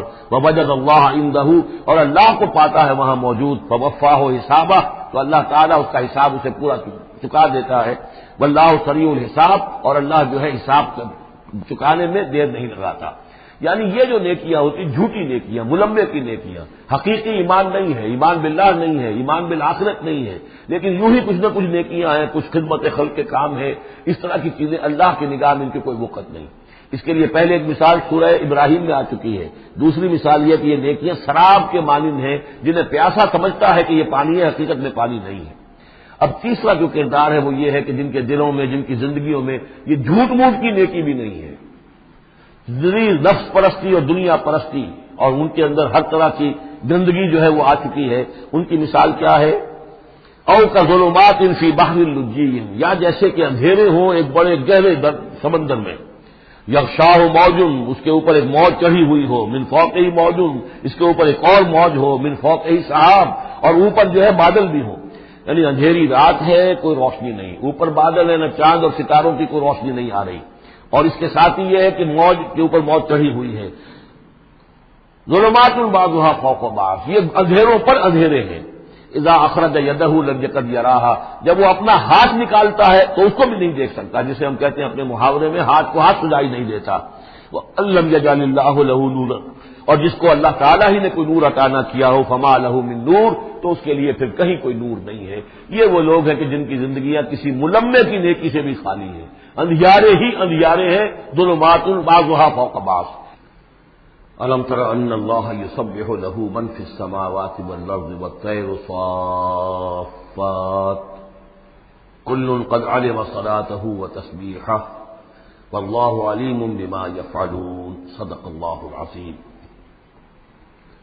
رب اشرح لي صدری ویسر لي امری واحلل عقدۃ من لسانی یفقهوا قولی. سورہ نور کا 5واں رکوع جو ہم پڑھ چکے ہیں، اس کے بارے میں یہ بات نوٹ کر لیجئے کہ جس طرح سورہ بقرہ کے پہلے 2 رکوعوں میں 3 قسم کے انسانوں کی تفصیل بیان ہوئی، وہاں وہ بنیادی طور پر ایک دعوت اور تحریک کے رد عمل میں جو لوگ مختلف شکلیں صورت اختیار کرتے ہیں، جو رد عمل مختلف شکلیں اختیار کرتا ہے، اس کے اعتبار سے ایک وہ جو مومنین صادقین ہیں، وہ ہر سے بعد جب اس دعوت کو قبول کرتے ہیں تو اس کیفیت کے ساتھ کہ اب جو ہو سو ہو. ایک وہ لوگ ہیں کہ جو کسی ضد کی وجہ سے، تعصب کی وجہ سے، ہردرمی کی وجہ سے، کسی تکبر کی وجہ سے، حسد کی وجہ سے اس کے انکار پر کمر کس لیتے ہیں، اور وہ لوگ جو ہیں کسی صورت بھی ماننے والے نہیں ہوتے۔ ایک بین کچھ مانتے ہیں کچھ نہیں مانتے، کچھ چلتے ہیں پھر چھٹک کر کھڑے رہ جاتے ہیں، آسانی ہو تو کوئی دو چار قدم چل لیے، کوئی مشکل وقت آیا تو پھر اوندے منہ گر گئے۔ اسی کی ایک تمثیل سورہ حج میں آ چکی ہے، وَمِنَ النَّاسِ مَن يَعْبُدُ اللَّهَ عَلَىٰ حَرْفٍ فَإِنْ أَصَابَهُ خَيْرٌ اطْمَأَنَّ بِهِ وَإِنْ أَصَابَتْهُ فِتْنَةٌ انقلب عَلَىٰ وَجْهِهِ خَسِرَ الدُّنْيَا وَالْآخِرَةَ۔ اسی طرح یہاں اس رکوع میں بھی تین قسم کے انسانوں کا تذکرہ ہے، لیکن یہ مختلف اعتبار سے ہے۔ ایک وہ لوگ ہیں کہ جن کے دلوں میں حقیقی ایمان پیدا ہوا، ان کی فطرتیں بھی نیک تھیں، صالح تھیں، سلیم تھیں، اور پھر وہ وہی آسمانی سے بھی صحیح طور پر مستفیض ہوئے، ان کا باطن جگمگا اٹھا اور ان کے دلوں میں نیکی حقیقی معنی میں پیدا ہو گئی، اور اس کے لیے جو ایک نقشہ ہے ان کے سیرت و کردار کا وہ بھی کھینچ دیا گیا۔ ایک وہ لوگ ہیں کہ جن کے اندر سرے سے دنیا پرستی اور دنیا ہی کی شہوات اور خواہشات اور لذات، اس کے سوا کسی شے کا کوئی گزر ہی نہیں، وہ بالکل اس کے برعکس ہے۔ پہلے نور علی نور اور دوسرے ظلمات بعضها فوق بعض۔ کوئی جھوٹ موٹ کی نیکی بھی نہیں، کوئی ملمے کی نیکی بھی نہیں، ان کا مال ہے تو صرف اپنی ہی عیاشیوں کے لیے ہی، اپنے ہی جو بھی ان کے تعیش ہے اسی میں خرچ ہو رہا ہے۔ لہذا یہ وہ لوگ ہیں کہ وہ ایمان سے بھی محروم اور کسی جھوٹ موٹ کی نیکی سے بھی ان کے ہاں کسی نور کا سرے سے گزر ہی نہیں، ظلمات بعضها فوق بعض۔ اور اس کے لیے تمثیل دی گئی ہے کہ گہرے سمندر کے اندر جو اندھیرا ہوتا ہے، ایبسولوٹ ڈارکنس، کہ رات بھی ہے، اوپر بادل بھی ہے، اور جو ہے موج پر موج چڑھی ہوئی ہے، ایبسولوٹ ڈارکنس۔ ایک فرینچ امیر البحر تھا جو اسی آیت کو پڑھ کر ایمان لے آیا تھا، اس کی ساری عمر گزری تھی سمندروں کے اندر، اور وہ جانتا تھا کس قسم کی ڈارکنس ہوتی ہے وہاں۔ اس نے کہا کہ پتہ کیا کہ کیا محمد نے صلی اللہ علیہ وسلم کبھی بحری سفر کیے تھے؟ جب اسے معلوم ہوا کہ انہوں نے کبھی بحری سفر کیا ہی نہیں، تو اس نے کہا کہ پھر یہ ثابت ہو گیا کہ یہ اللہ کا کلام ہے، ورنہ یہ تشبیہ جو ہے کوئی شخص اس کو وہ تو دے سکتا ہے کہ جس نے بحری سمندر کیے ہوں اور جس سے اندازہ ہو اور وہ سمندر کے اندر کبھی اس نے غوطے بھی لگائے ہوں، اور وہ ایبسولوٹ ڈارکنس کا کانسیپٹ۔ بہرحال یہ دوسری انتہا، بیچ میں وہ لوگ ہیں، بین ہیں، کچھ نیکیاں بھی کرتے ہیں، حقیقی ایمان سے محروم ہیں، نہ اللہ پر نہ یوم آخر پر ان کا پختہ ایمان نہیں ہے، لیکن یہ کہ اپنے ضمیر کو مطمئن کرنے کے لیے کچھ نہ کچھ، یا دنیا میں کوئی نام کمانے کے لیے یا کوئی اور شہرت حاصل کرنے کے لیے وہ کچھ نیکیاں کرتے ہیں، تو ان کی نیکیوں کی مثال شراب کسی ہے۔ الم تر ان اللہ یسبح لہ من فی السماوات والارض، کیا تم دیکھتے نہیں ہو کہ اللہ کی تسبیح کرتے ہیں وہ سب جو آسمانوں میں ہے اور جو زمین میں ہے، اور نہ صرف آسمانوں اور زمین میں بلکہ ان دونوں کے مابین جو السماء میں جو ہے، والطیر صافات، اور یہ جو پرندے ہیں جو اپنے پروں کو پھیلائے ہوئے ہیں یہ بھی اللہ کی تسبیح کر رہے ہیں۔ کل قد علم صلاتہ و تسبیحہ، ہر ایک کے علم میں ہے، ہر ایک نے جان لی ہے اپنی نماز، اپنی صلاۃ اور اپنی تسبیح۔ یہ وہی بات ہے جو سورہ بنی اسرائیل میں آ چکی ہے، وَإِن مِّن شَيْءٍ إِلَّا يُسَبِّحُ بِحَمْدِهِ وَلَٰكِن لَّا تَفْقَهُونَ تَسْبِيحَهُمْ، کوئی شے نہیں ہے اس کائنات میں جو اللہ کی تسبیح و تحمید نہ کر رہی ہو، لیکن تمہیں اس کا شعور نہیں ہو سکتا۔ واللہ علیم بما یفعلون، اور جو کچھ وہ کرتے ہیں اللہ کے علم میں ہے۔ وللہ ملک السماوات والارض، اور اللہ ہی کے لیے ہے آسمانوں اور زمین کی بادشاہی۔ وإلی اللہ المصیر، اور اللہ ہی کی طرف لوٹ جانا ہے۔ الم تر ان اللہ یزجی سحابا، کیا تم دیکھتے نہیں ہو کہ اللہ تعالیٰ ہانک کر لاتا ہے بادلوں کو، کہاں سے ہوائیں لے کر چل رہی ہیں بادلوں کو، کہیں تو بے آف بنگال سے وہ اٹھی ہیں مانسون کی ہوائیں اور کہاں تک پہنچ جاتی ہیں پاکستان تک۔ ان اللہ یزجی سحابا ثم یؤلف بینہ، پھر ان بادلوں کو آپس میں جوڑ دیتا ہے، ثم یجعلہ رکاما، پھر ان کو تہ بر تہ کر دیتا ہے۔ اب یہ تہ بر تہ کا معاملہ جو ہے، دیکھیے ہوائی سفر جس نے کیا ہے اسے اس کا تجربہ ہوتا ہے، جب جہاز چڑھتا ہے تب بھی وہ جب بادلوں کے اندر سے گزرتا ہے تو صاف نظر آتا ہے ایک تہ، اس کے بعد پھر خلا ہے، پھر ایک اور تہ، پھر خلا ہے، پھر ایک اور تہ، اترتے ہوئے بھی اسی طریقے سے تہ بر تہ بادل۔ رکامن فتر الودق یخرج من خلالہ، تو تم دیکھتے ہو کہ بارش برستا ہے ان دونوں، ان کے بین سے، ان کے بیچ سے برستی ہے بارش، پانی برستا ہے۔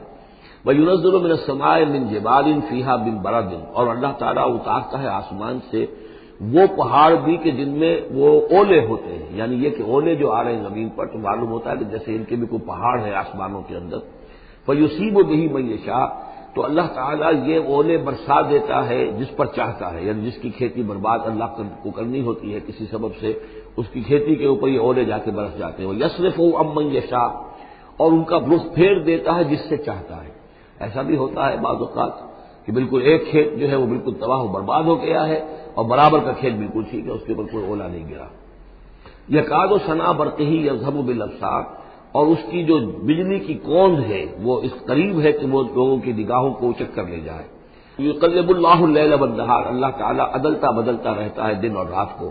ان فی ذلک لعبرۃ لاولی الابصار، یقیناً اس میں دھیان کرنے کا اور سبق سیکھنے کا اور عبرت حاصل کرنے کا مواد ہے ہوش مندوں کے لیے، آنکھ والوں کے لیے، دیکھنے والوں کے لیے۔ واللہ خلق کل دابۃ من ماء، اور اللہ نے بنائی ہے ہر جاندار چیز زمین کے اوپر پانی سے۔ فمنہم من یمشی علی بطنہ، اب ان جانداروں میں سے جو زمین میں اللہ نے بنائے ہیں وہ بھی ہے کہ جو اپنے پیٹ کے بل پر چلتے ہیں، یہ ریپٹائلز جن کو ہم کہتے ہیں، ریپٹائلز ہیں جو اپنے پیٹ کے بل پر چل رہے ہیں۔ منہم من یمشی علی رجلین، اور ان میں وہ بھی ہے کہ جو دو ٹانگوں پر چلتے ہیں۔ اب ہم بھی انہی میں سے ہیں، اور باقی شمپنزی اور گوریلاز بھی ہیں، اور بھی ایسے ہوں گے کہ جو دو ٹانگوں پر چلتے ہوں۔ ومنہم من یمشی علی اربع، سب سے زیادہ کثیر تعداد جو ہے وہ زمینی حیوانات کے اندر ان کی ہے کہ جو چار پر چلتے ہیں۔ یخلق اللہ ما یشاء، اللہ تعالیٰ پیدا کرتا ہے جو چاہتا ہے۔ ان اللہ علی کل شیء قدیر، یقیناً اللہ تعالیٰ ہر چیز پر قادر ہے۔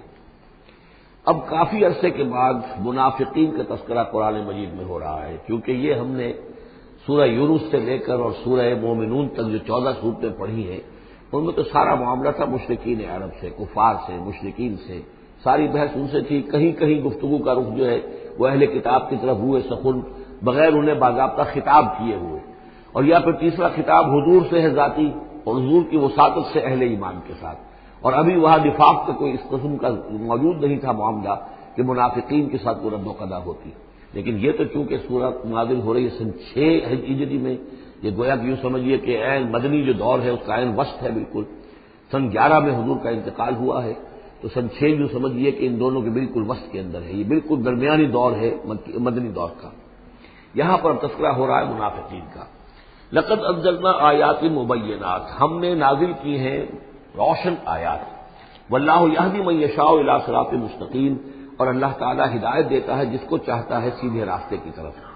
وَيَقُولُونَ آمَنَّا بِاللَّهِ، اور کچھ لوگ وہ بھی ہیں جو کہتے ہیں ایمان لائے اللہ پر، وبالرسول، اور اللہ کے رسول پر، وَأَطَعْنَا، اور ہم نے اطاعت قبول کی۔ ثُمَّ يَتَوَلَّىٰ فَرِيقٌ مِّنْهُمْ، پھر ان میں سے ایک جماعت جو ہے پیٹھ موڑ کر جاتی ہے، من بعد ذالک، اس کے بعد، یعنی اب اس کے بعد یہ سب کچھ کہہ کر قول و قرار کر کے اطاعت کا یہاں دم بھر کر جاتے ہیں، لیکن پھر طرز عمل ان کا کچھ اور ہوتا ہے۔ وَمَا أُولَٰئِكَ بِالْمُؤْمِنِينَ، اور یہ لوگ حقیقی مومن نہیں ہیں۔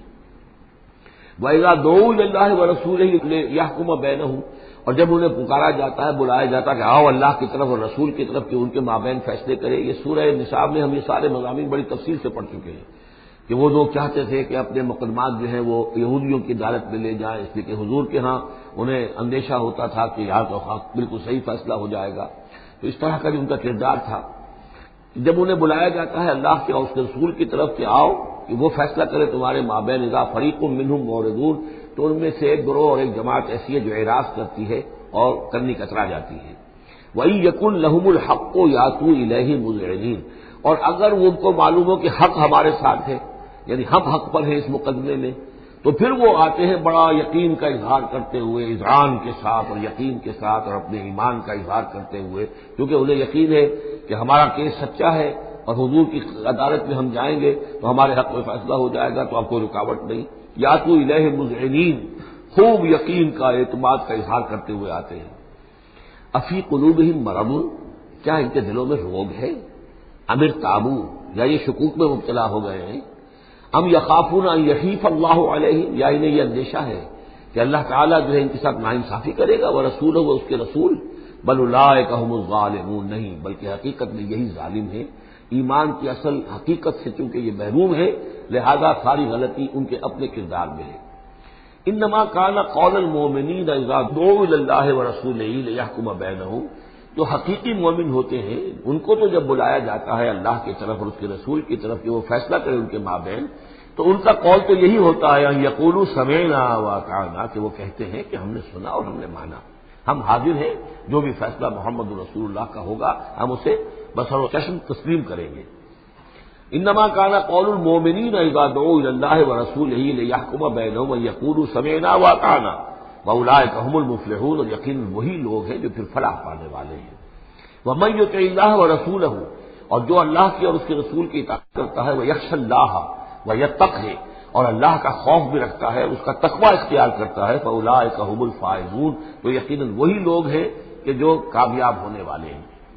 وَأَقْسَمُوا بِاللَّهِ جَهْدَ أَيْمَانِهِمْ، اور وہ قسمیں کھا کھا کر کہتے ہیں، اللہ تعالیٰ کی قسمیں کھاتے ہیں اپنی امکانی حد تک، لئن امرتہم، اے نبی اگر آپ حکم دیں گے، لَيَخْرُجُنَّ، تو وہ لازماً نکل جائیں گے۔ آپ حکم دے دیا میں ہم حاضر ہیں، ویسے میری یہ مجبوری ہے، یہ میری تکلیف ہے، یہ مسئلہ ہے، ویسے آپ حکم دیں گے اگر، تو میں بالکل حاضر ہوں۔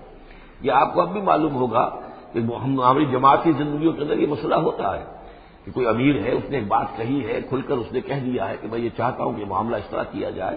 اب کچھ لوگ کرنے کا اتراتے ہیں، اچھا جی اگر آپ حکم دیں گے تو میں کروں گا، لیکن یہ کیا بات ہے؟ جب وہ امیر ہے آپ کا، وہ بات کہہ رہا ہے، تو اس کی بات کو آپ حکم کیوں نہیں سمجھ رہے؟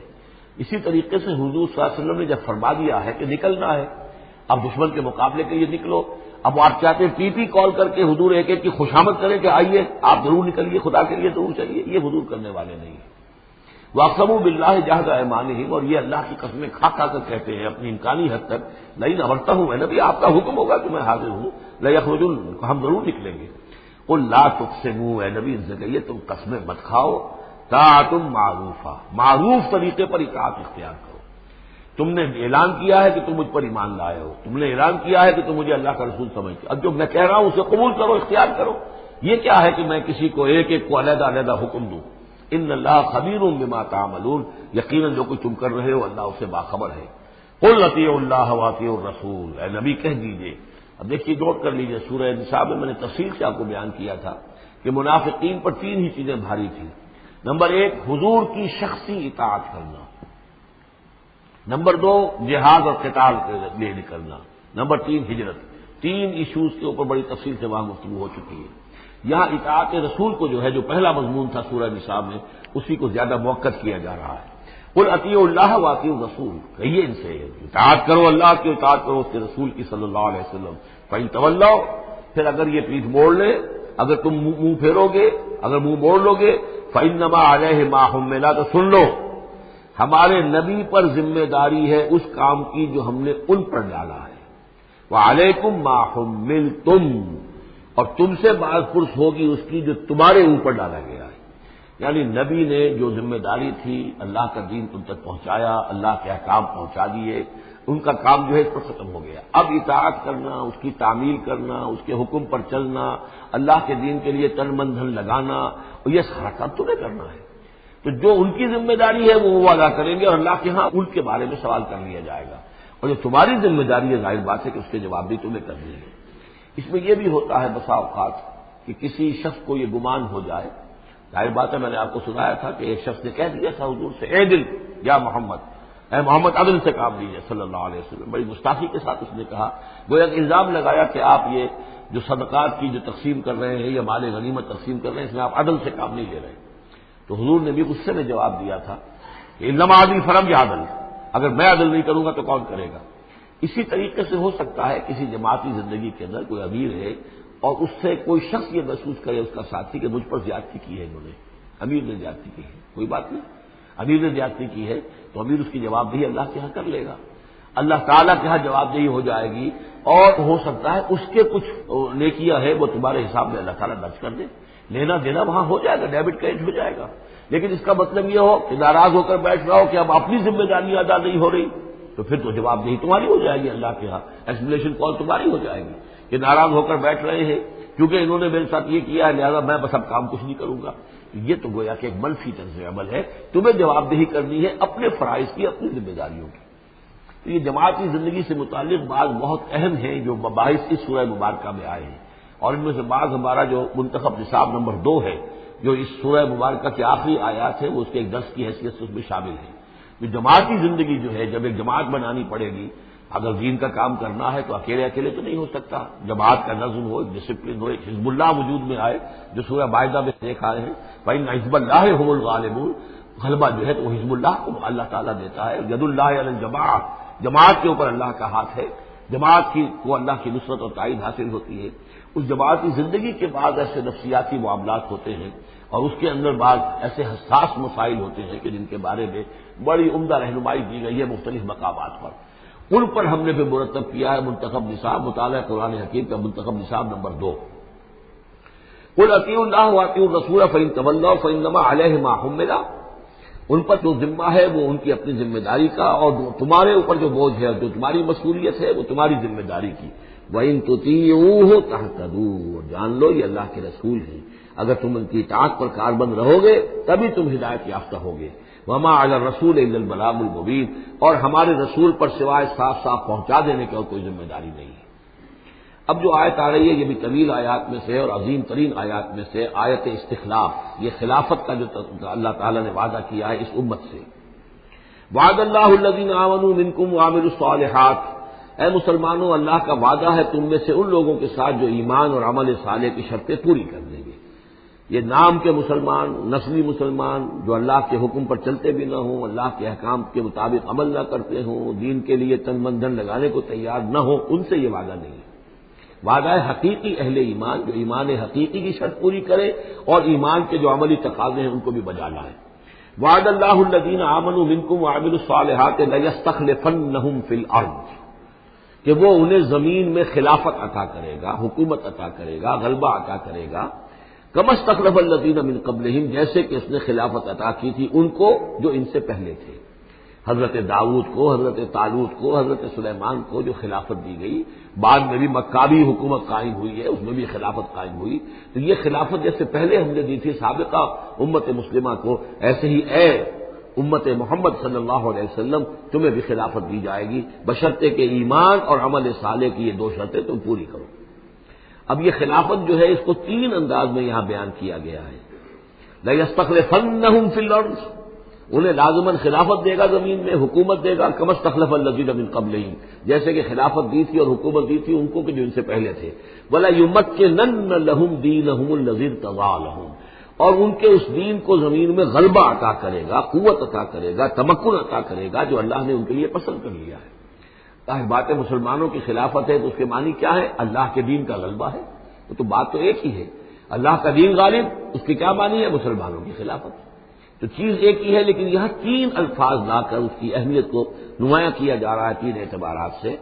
ولا یمکنن لہم دینہم الذی ارتضی لہم، اب یہاں دیکھیے وہی لام مفتوح شروع میں فعل مضارع سے اور اس کے بعد یہ نون مشدد، یہ سارے وعدے نہایت تاکیدی وعدے ہیں۔ لا یستخلفنہم فی الارض کما استخلف الذین من قبلہم ولا یمکنن لہم دینہم الذی ارتضی لہم، واللہ نے دین کون سا ہے جو پسند کر لیا ہے؟ الیوم اکملت لکم دینکم واتممت علیکم نعمتی ورضیت لکم الاسلام دینا، یہ آیت ہم پڑھ چکے ہیں سورہ مائدہ میں۔ اور تیسری بات ولا یبدلنہم من بعد خوفہم امنا، اللہ تعالیٰ ان کے خوف کی کیفیت جو ہے اس کو بدل دے گا امن کی کیفیت سے۔ ظاہر بات ہے جب تک کہ مسلمان کمزور تھے ان کے لیے خوف تھا، ابھی ادھر سے حملے کا اندیشہ ہے، ابھی ادھر سے حملے کا اندیشہ ہے، اب فلاں قبیلے کی طرف سے خبر آئی ہے کہ وہ فوجی تیاری کر رہا ہے، فوج کشی کرے گا، وہ خوف کی ایک کیفیت تھی جو ہر وقت طاری رہی ہے۔ ایمرجنسی کی کیفیت جو ہے مدینہ منورہ میں یوں سمجھیے کہ پورے 5 برس ایمرجنسی رہی ہے، ہر وقت ہر آن اندیشہ ہوتا تھا، خبریں آ رہی ہیں اب ادھر سے کوئی قبیلہ حملہ کرنے والا ہے، اب یہ مکے میں کوئی ان کی ملاقاتیں ہوئی ہیں، کوئی سازش ہوئی ہے، ابھی کوئی خط چلا گیا، ابو عامر راہب کا کوئی مشن ہے، یہ ساری خبریں آتی تھیں۔ لیکن یہ کہ اب اس کے بعد وہ وقت آ جائے گا کہ ان کا جو خوف کی کیفیت ہے بدل جائے گی امن سے۔ یعبدوننی لا یشرکون بی شیئا، میں یہاں اس کو سمجھتا ہوں مستقبل سے متعلق، جب ایسا ہو جائے گا تو پھر وہ میری بندگی کریں گے کہ اس میں کسی شے کا شرک جو ہے گوارا نہیں کریں گے۔ جب تک اللہ کی حکومت نہیں ہے تو ظاہر بات ہے کچھ نہ کچھ شرک تو ہو رہا ہے۔ اب ہم یہاں رہ رہے ہیں، پاکستان میں رہ رہے ہیں، اللہ کا دین تو قائم نہیں ہے، قانون کس کا ہے؟ اللہ کا تو نہیں ہے، تو گویا کہ ہم قومی اعتبار سے، اجتماعی اعتبار سے کفر اور شرک میں زندگی بسر کر رہے ہیں۔ ہمارا اپنا کوئی عقیدہ فرض کیجیے ہے بھی ٹھیک، بالکل مشرکانہ اوہام سے ہم نے اپنے آپ کو پاک کر لیا ہے اور توحید فی العقیدہ ہماری بالکل صحیح ہے، لیکن سوال یہ کہ ہم اس ملک کے شہری ہیں، اس ملک کا دستور ہے، اس ملک کے اندر جو ہے اللہ کی حکومت اور اللہ کے قانون کی بالادستی نہیں ہے، تو اس کے کیا معنی؟ ہم بھی اس کے شہری ہونے کی حیثیت سے اس میں ملوث ہیں۔ تو یہ ہے کہ یہ توحید کامل اس وقت ہوگی جب یکون الدین کلہ للہ، جب دین کل کا کل اللہ کے لیے ہو جائے گا۔ عملاً توحید کی تکمیل اس وقت ہوگی، یعبدوننی، میری بندگی کریں گے، لا یشرکون بی شیئا، اور میرے ساتھ کسی شے کو شریک نہیں کریں گے، ومن کفر بعد ذلک فاولئک هم الفاسقون، اور جو اس کے بعد بھی کفر کریں تو پھر وہ تو فاسق ہیں، ناانجار ہیں، سرکش ہیں۔ اس کے بھی دو معنی ہو سکتے ہیں، جب دین کا غلبہ ہو گیا پھر بھی جو کفر کرے وہ تو معلوم ہوا کہ اس کے اندر خیر سرے سے ہے ہی نہیں۔ ایک یہ ہے کہ باطل کا غلبہ ہے، باطل کے غلبے میں کسی بندہ مومن کے لیے ایمان لانا مشکل ہے، ایمان پر قائم رہنا مشکل ہے، اسلام پر عمل کرنا مشکل ہے، لیکن جب دین غالب ہو گیا ہو تو اب تو ظاہر بات ہے کہ اب تو ساری رکاوٹیں دور ہو گئی، اب تو یہ شخص کسی کی اپنی فطرت ہی میں کجی آ چکی ہے، کوئی پرورٹڈ نیچر کا شخص ہے تبھی وہ رہے گا کہ جو اسلام سے دور رہے۔ ومن کفر بعد ذلک فاولئک هم الفاسقون، اور میرے نزدیک اس کا ایک مفہوم یہ بھی ہے کہ ہمارے ان تین پختہ وعدوں کے بعد بھی جو شخص کمر ہمت نہ کس لے اور اس کام کے لیے کھڑا نہ ہو جائے، گویا کہ وہ ہماری بات کا کفر کر رہا ہے، انکار کر رہا ہے، اسے ہمارے ان وعدوں پر یقین نہیں ہے۔ ومن کفر بعد ذلک فاولئک هم الفاسقون، تو وہ تو گویا کہ فاسق ہے اور سرکش ہے اور ناہنجار ہے۔ اس آیت کو ذہن میں رکھیے، اس حدیث کو آج میں چاہتا ہوں کہ اس کا متن بھی آپ کو سنا دوں کہ اس کی خبر دی ہے محمد رسول اللہ صلی اللہ علیہ وسلم نے۔ تاریخی اعتبار سے تو یہ نوٹ کر لیجئے، یہ سن 6 ہی کے اندر، ابتدائی میں سن 6 کے یہ آیت نازل ہوئی، سن 6 ہی میں صلح حدیبیہ ہو گئی، انا فتحنا لک فتحا مبینا، گویا کہ اس آیت کا جو مصداق ہے وہ ظاہر ہونا شروع ہو گیا۔ سن 7 میں غزوہ خیبر ہوا، اللہ نے بہت بڑا مال غنیمت مسلمانوں کو دیا۔ سن 8 میں مکہ فتح ہو گیا۔ سن 9 میں موپنگ اپ آپریشن ہو گیا، اعلان کر دیا گیا حج کے اندر کہ آئندہ سے یہاں کوئی مشرک نہیں آئے گا، اور اب تمہارے لیے اتنی مہلت ہے، کسی کوئی معاہدہ قائم نہیں رہے گا، جو معاہدے ہیں میعادی ان کی میعاد ختم ہوتے ہی معاہدہ ختم، اور جن کی میعاد کوئی نہیں تھی ان کے لیے ہم 4 مہینے کی میعاد مقرر کر رہے ہیں کہ اس کے بعد کوئی معاہدہ کسی مشرک سے نہیں ہے، جب یہ مدت ختم ہو جائے گی قتل عام شروع ہو جائے گا۔ تو یہ تو اللہ تعالیٰ کی طرف سے جزیرہ نما عرب کے اندر دین کی تکمیل ہو گئی، خلافت قائم ہو گئی، اللہ کی حکومت قائم ہو گئی۔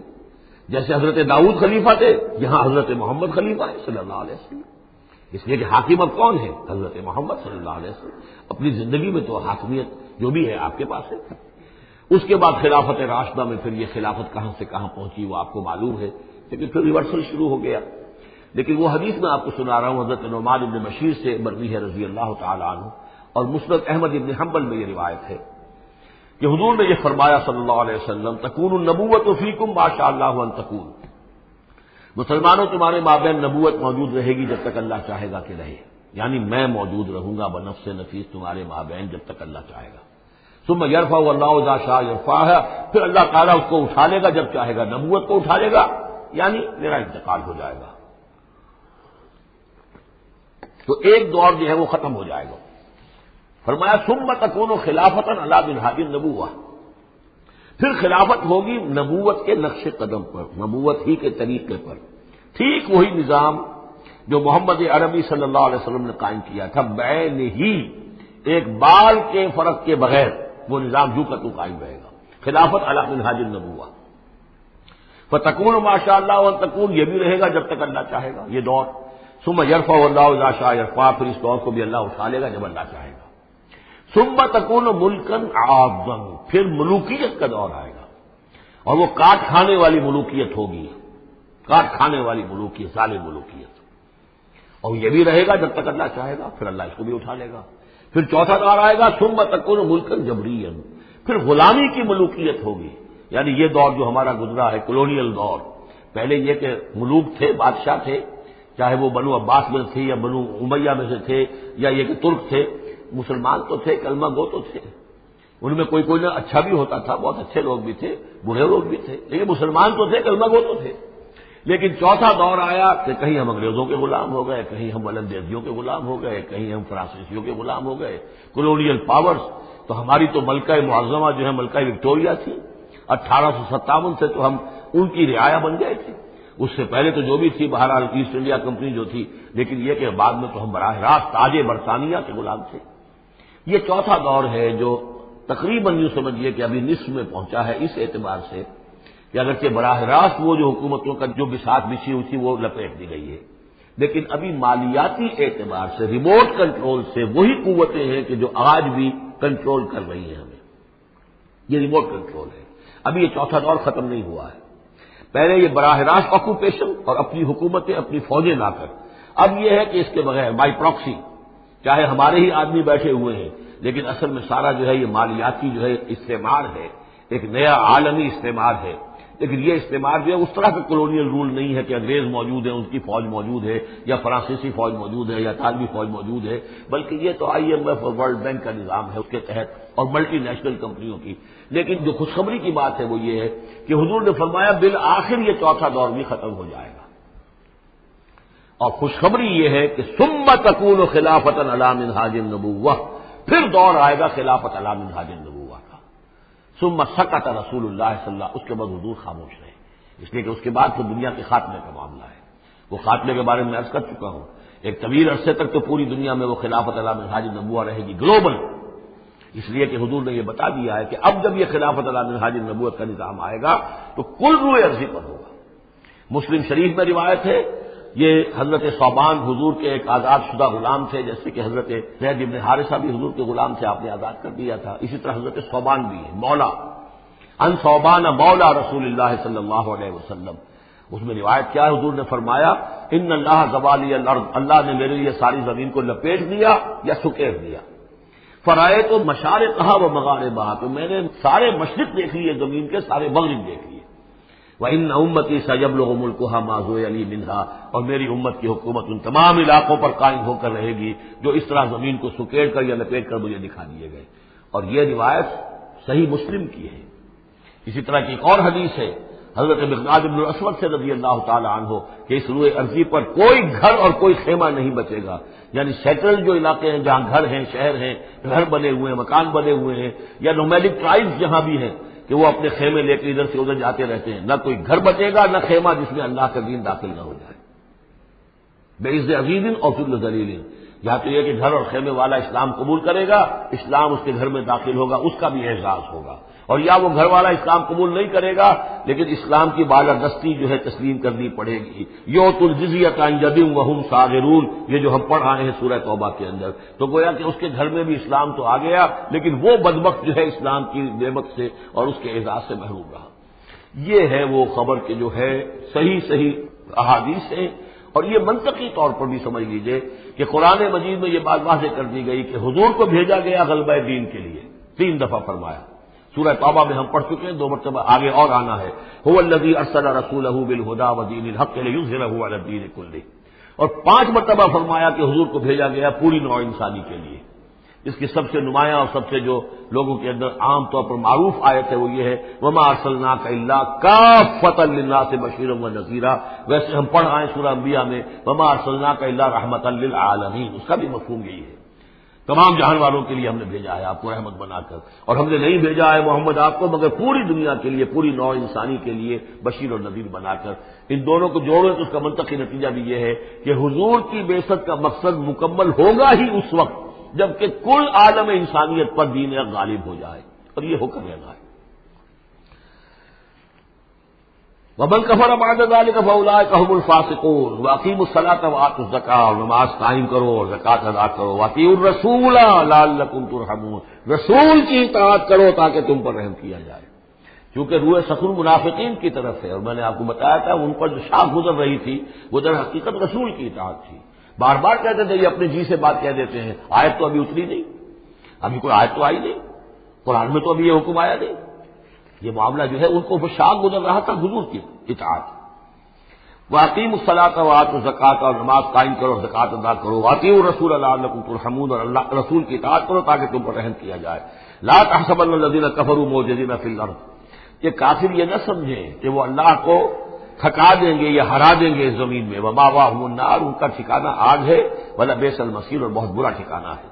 یا ایھا الذین آمنوا لیستأذنکم الذین ملکت ایمانکم، اب وہی جو سماجی احکام کچھ دیے گئے تھے کہ اذن لیے بغیر تم داخل نہ ہو گھر میں، اور اس طرح کے آداب جو ہیں معاشرتی ان کے ضمن میں مزید احکام آ رہے ہیں. یہ سورہ مبارکہ کی ترتیب یہ ہے، یوں سمجھیے کہ جیسے کوئی انگوٹھی ہو اور بڑا سا ہیرا جو ہے لگا ہوا، دونوں طرف جو ہے وہ اس کا پتلا سائڈ سے یا ہار ہے، اور اس کے نیچے جو ہے درمیان میں کوئی بڑا ہیرا ہے دوسری طرف ہوتی ہے. اس کے بالکل وسط میں 5واں رکوع ہے، یہ اللہ نور السماوات والارض مثل نورہ کمشکات فیہا مصباح، اور آیت نمبر 35 وہ عظیم کوہ نور ہیرے کے مانند ہے۔ پھر دونوں طرف جو ہے یہ مضامین ہیں، کچھ ادھر ہیں سماجی احکام، کچھ ادھر ہیں سماجی احکام، اور اس طریقے سے یہ بہت خوبصورت ہار کی شکل بن گئی۔ لِیَسْتَأْذِنَكُمُ الَّذِينَ مَلَكَتْ أَيْمَانُكُمْ، چاہیے کہ جو تمہارے غلام ہیں اور باندیاں ہیں وہ بھی اجازت لے کے اندر داخل ہوا کریں۔ وَالَّذِينَ لَمْ يَبْلُغُوا الْحُلُمَ، اور وہ لوگ بھی کہ جو ابھی وہ بالغ نہیں ہوئے ہیں، وہ بچے بھی، مِنْكُمْ ثَلَاثَ مَرَّاتٍ، 3 اوقات دن رات کے ایسے ہیں کہ جن میں خاص طور پر جو پرائیویسی کا اہتمام ہونا چاہیے، اور اس میں یہ کہ کوئی بھی اجازت لیے بغیر بچے بھی نہ جائیں۔ من قبل صلاۃ الفجر، ایک تو فجر کی نماز سے قبل، وحین تضعون ثیابکم من الظہیرۃ، اور جو تم ظہر کے وقت ظہیرہ جس کو کہتے ہیں، اپنے کپڑے ذرا اتار کے سستاتے ہو، قیلولہ کرتے ہو، ہلکے کپڑوں کے اندر انسان لیٹتا ہے۔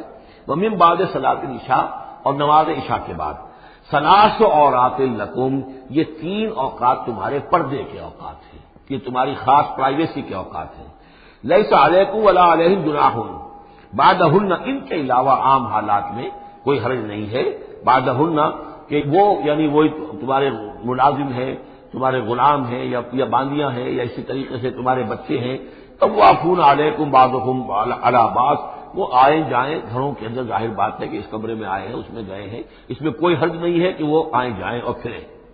کذالک یبین اللہ لکم الآیات، اسی طرح اللہ تعالیٰ تمہارے لیے اپنی آیات واضح کر رہا ہے، واللہ علیم الحکیم، اور اللہ تعالیٰ علیم اور حکیم ہے۔ وَإِذَا بَلَغَ الْأَطْفَالُ مِنكُمُ الْحُلُمَ، اور جب تمہارے بچے جو ہیں، جو لڑکے ہیں، وہ بھی بالغ ہو جائیں، انہیں سب سمجھ آ جائے، جو بھی معاملات ہیں دونوں شوق کے، فَلْيَسْتَأْذِنُوا كَمَا اسْتَأْذَنَ الَّذِينَ مِن قَبْلِهِمْ، تو پھر وہ بھی اذن لے کر اسی طرح داخل ہوا کریں جیسے کہ پہلا حکم آیا تھا کہ اذن لیے بغیر گھر میں داخل نہ ہو۔ کذالک یبین اللہ لکم آیاتہ، اس طرح اللہ تعالیٰ تمہارے لیے اپنی آیات کو واضح کر رہا ہے، واللہ علیم الحکیم، اللہ علیم اور حکیم ہے۔ والقواعد من النساء اللاتي لا يرجون نکاحا، اور وہ عورتیں تمہاری خواتین میں سے کہ جو اب بیٹھ رہی ہوں، یعنی لا یرجون نکاحا، اب وہ نکاح کی امیدوار نہ ہوں، ایک خاص عمر سے گزر چکی ہیں، اب کوئی نکاح وغیرہ کرنے کا سوال نہیں ہے، بیوہ ہیں یا کچھ اور جو بھی معاملہ ہے، لیکن یہ کہ بہرحال اب معمر ہو چکی ہیں، فَلَيْسَ عَلَيْهِنَّ جُنَاحٌ أَن يَضَعْنَ ثِيَابَهُنَّ، تو ان کے اوپر کوئی حرج نہیں ہے کہ وہ جو اپنے اضافی کپڑے ہیں وہ اتار دیا کریں، یعنی بڑی چادر لے کر ہی نکلنا ان کے لیے وہ لازم نہیں ہوگا، یا اگر اپنے گھروں کے اندر بیٹھ کر جو اوڑھنیاں ہیں ان کو مکل مارنے کی جو ان کی پابندی دوسری خواتین پر ہے، اس میں ان کے لیے درد بھی ہو سکتی ہے، اس لیے کہ اب وہ اس عمر سے گزر چکی ہے۔ والقواعد من النساء اللاتي لا يرجون نکاحا فليس عليهن جناح أن يضعن ثيابهن غير متبرجات بزينة، لیکن ان کی نیت یہ نہ ہو کہ وہ اپنی زینت کو ظاہر کریں اور لوگوں کی نگاہوں میں لائیں، نیت کا معاملہ جو ہے وہ دوسرا ہے۔ وَأَن يَسْتَعْفِفْنَ خَيْرٌ لَهُنَّ، اور اگر وہ اس معاملے میں احتیاط ہی کریں تو بہتر ہے، اس رعایت سے فائدہ نہ اٹھائیں تو بہتر ہے، اس لیے کہ شیطان جو ہے وہ ہر وقت طاق میں لگا رہتا ہے، نہ معلوم کس وقت اس کے دل میں کیا خیال پیدا کر دے۔ واللہ سمیع علیم، اور اللہ سب کچھ سننے والا اور جاننے والا ہے۔ لیس علی الاعمی حرج، اب چونکہ یہ جو احکام دیے جا رہے تھے تو اس معاشرے کے اندر ایسا بھی تھا کہ کسی خاندان کے ساتھ کچھ لوگ جو ہیں بیچارے، کوئی لنگڑا ہے، کوئی اندھا ہے، اپنے برادری کا ہے، اپنی رشتہ داروں میں ہے، وہ بھی گھر میں رہ رہا ہے، وہ اپنی کوئی آزاد جو معاش اور آزاد جو ہے کوئی معاشرتی حیثیت کا اہل نہیں ہے، تو اب ان کے لیے کیا ہوگا؟ کیا یہ ساری پابندیاں جو ہیں اسی طریقے سے ان کے اوپر بھی پوری طریقے سے عائد کی جائیں گی؟ تو ان کے ضمن میں کہا جا رہا ہے کہ وہ اگر تمہارے گھروں میں رہے تو کوئی حرج نہیں ہے۔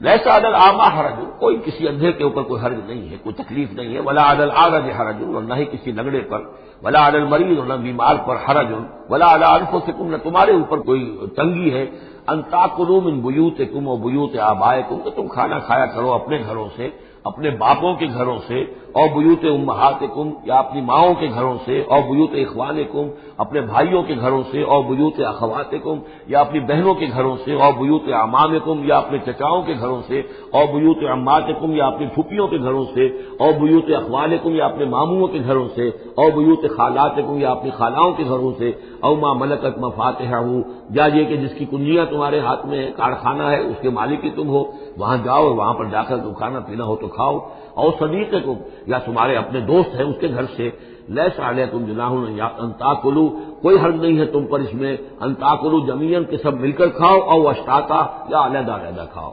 اس کو خامخواہ بعض لوگوں نے عورتوں اور مردوں کے اوپر وہ جو ہے اس کا انتباہ کر دیا ہے کہ چاہیں تو عورت اور مرد مل کر کھائیں اور چاہیں تو وہ علیحدہ علیحدہ کھائیں۔ یہاں مراد یہ ہے کہ بسا اوقات ایسے مواقع پر انتظار میں بڑی دقت ہوتی ہے۔ جیسے آج کل آپ کو معلوم ہے کہ ولیمہ ہے اور ٹائم دے رکھا ہے 9 بجے کا اور 12 بج گئے رات کے، لڑکی والے تو آئے نہیں ہیں، اس لیے ولیمہ ہو نہیں سکتا، بیٹھے ہوئے لوگ سوکھ رہے ہیں۔ کیا ضرورت ہے؟ جو آئے ہیں وہ کھائیں اور جائیں۔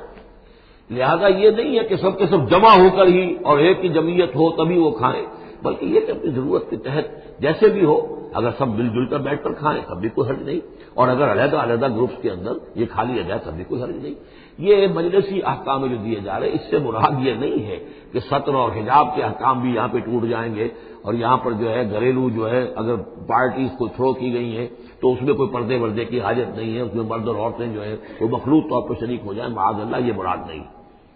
فَإِذَا دَخَلْتُمْ بُيُوتًا فَسَلِّمُوا عَلَىٰ أَنفُسِكُمْ، پھر جب تم گھروں میں داخل ہو تو اپنے آپ پر سلام بھیجا کرو، یعنی انفسکم سے مراد ہے گھر میں رہنے والے جو ہیں وہ تمہارے ہی میں سے ہیں، تمہارے رشتہ دار ہیں، عزیز ہیں، یا تمہارے اپنے گھر میں بھی داخل ہو تو السلام علیکم کہو۔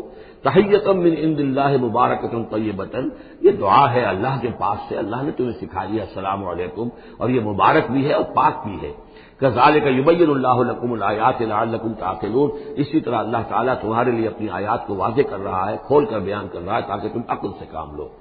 اب آخری جو رکوع ہے اس کا، اس سورہ مبارکہ کا، اور اس کی کل 3 آیات ہیں، یہ خالص جماعتی زندگی، وہ جو جہاد اور قتال کے لیے یا کسی اور اجتماعی کام کے لیے حضور جب نکلتے تھے اور اہل ایمان آپ کے ساتھ ہیں، اس وقت کیا صورتحال ہونی چاہیے۔ انما المؤمنون الذین آمنوا باللہ ورسولہ، مومن تو صرف وہی ہیں جو ایمان لائے اللہ پر، اس کے رسول پر، واذا کان معہ علی امر جامع، اور جب وہ ہوتے ہیں ان کے ساتھ یعنی رسول کے ساتھ کسی اجتماعی کام کے ضمن میں، لم یذهبوا حتی یستاذنوہ، تو وہاں سے جاتے نہیں ہیں جب تک کہ اجازت نہ لے لیں۔ اب آپ نکلے ہیں کسی کام کے لیے، ایک نفری ہے آپ کے ساتھ، لیکن یہ کہ کوئی کہیں کھسک جائے کوئی کہیں کھسک جائے تو یہ تو صحیح نہیں ہے۔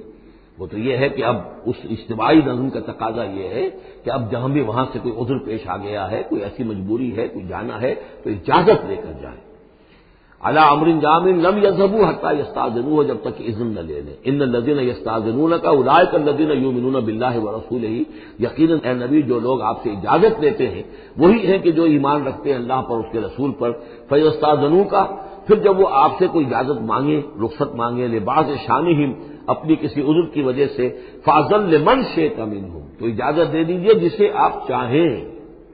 مطلب یہ ہے کہ جو لیڈر ہے، جو اس وقت سپہ سالار ہے، اسے معلوم ہے سچویشن کیسی ہے، میرے پاس کوئی اضافی نفری ہے جس میں سے میں کسی کو ریلیو کر سکتا ہوں، یا پہلے ہی میرے پاس کم نفری ہے، اس میں کسی اور کی کمی جو ہے وہ اور زیادہ خطرناک ہو جائے گی نتائج کے اعتبار سے۔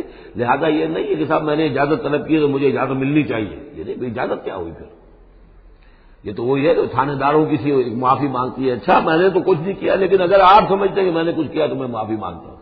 یہ تو در حقیقت الٹی دھونس ہے کہ آپ بڑے کمینے آدمی ہیں، میں نے تو کچھ کیا نہیں تھا پھر بھی آپ سمجھ رہے ہیں کہ میں نے کچھ کیا ہے، تو میں اتنا اونچا ہوں کہ پھر بھی میں معافی مانگتا ہوں۔ یہ در حقیقت وہ انداز نہیں، اجازت تو طلب کرنی ہے تو یہ ہے کہ اجازت لے کر اجازت ملے، اور یہ اختیار جو ہے پھر اے نبی آپ کو ہے کہ آپ چاہیں تو اجازت دیں۔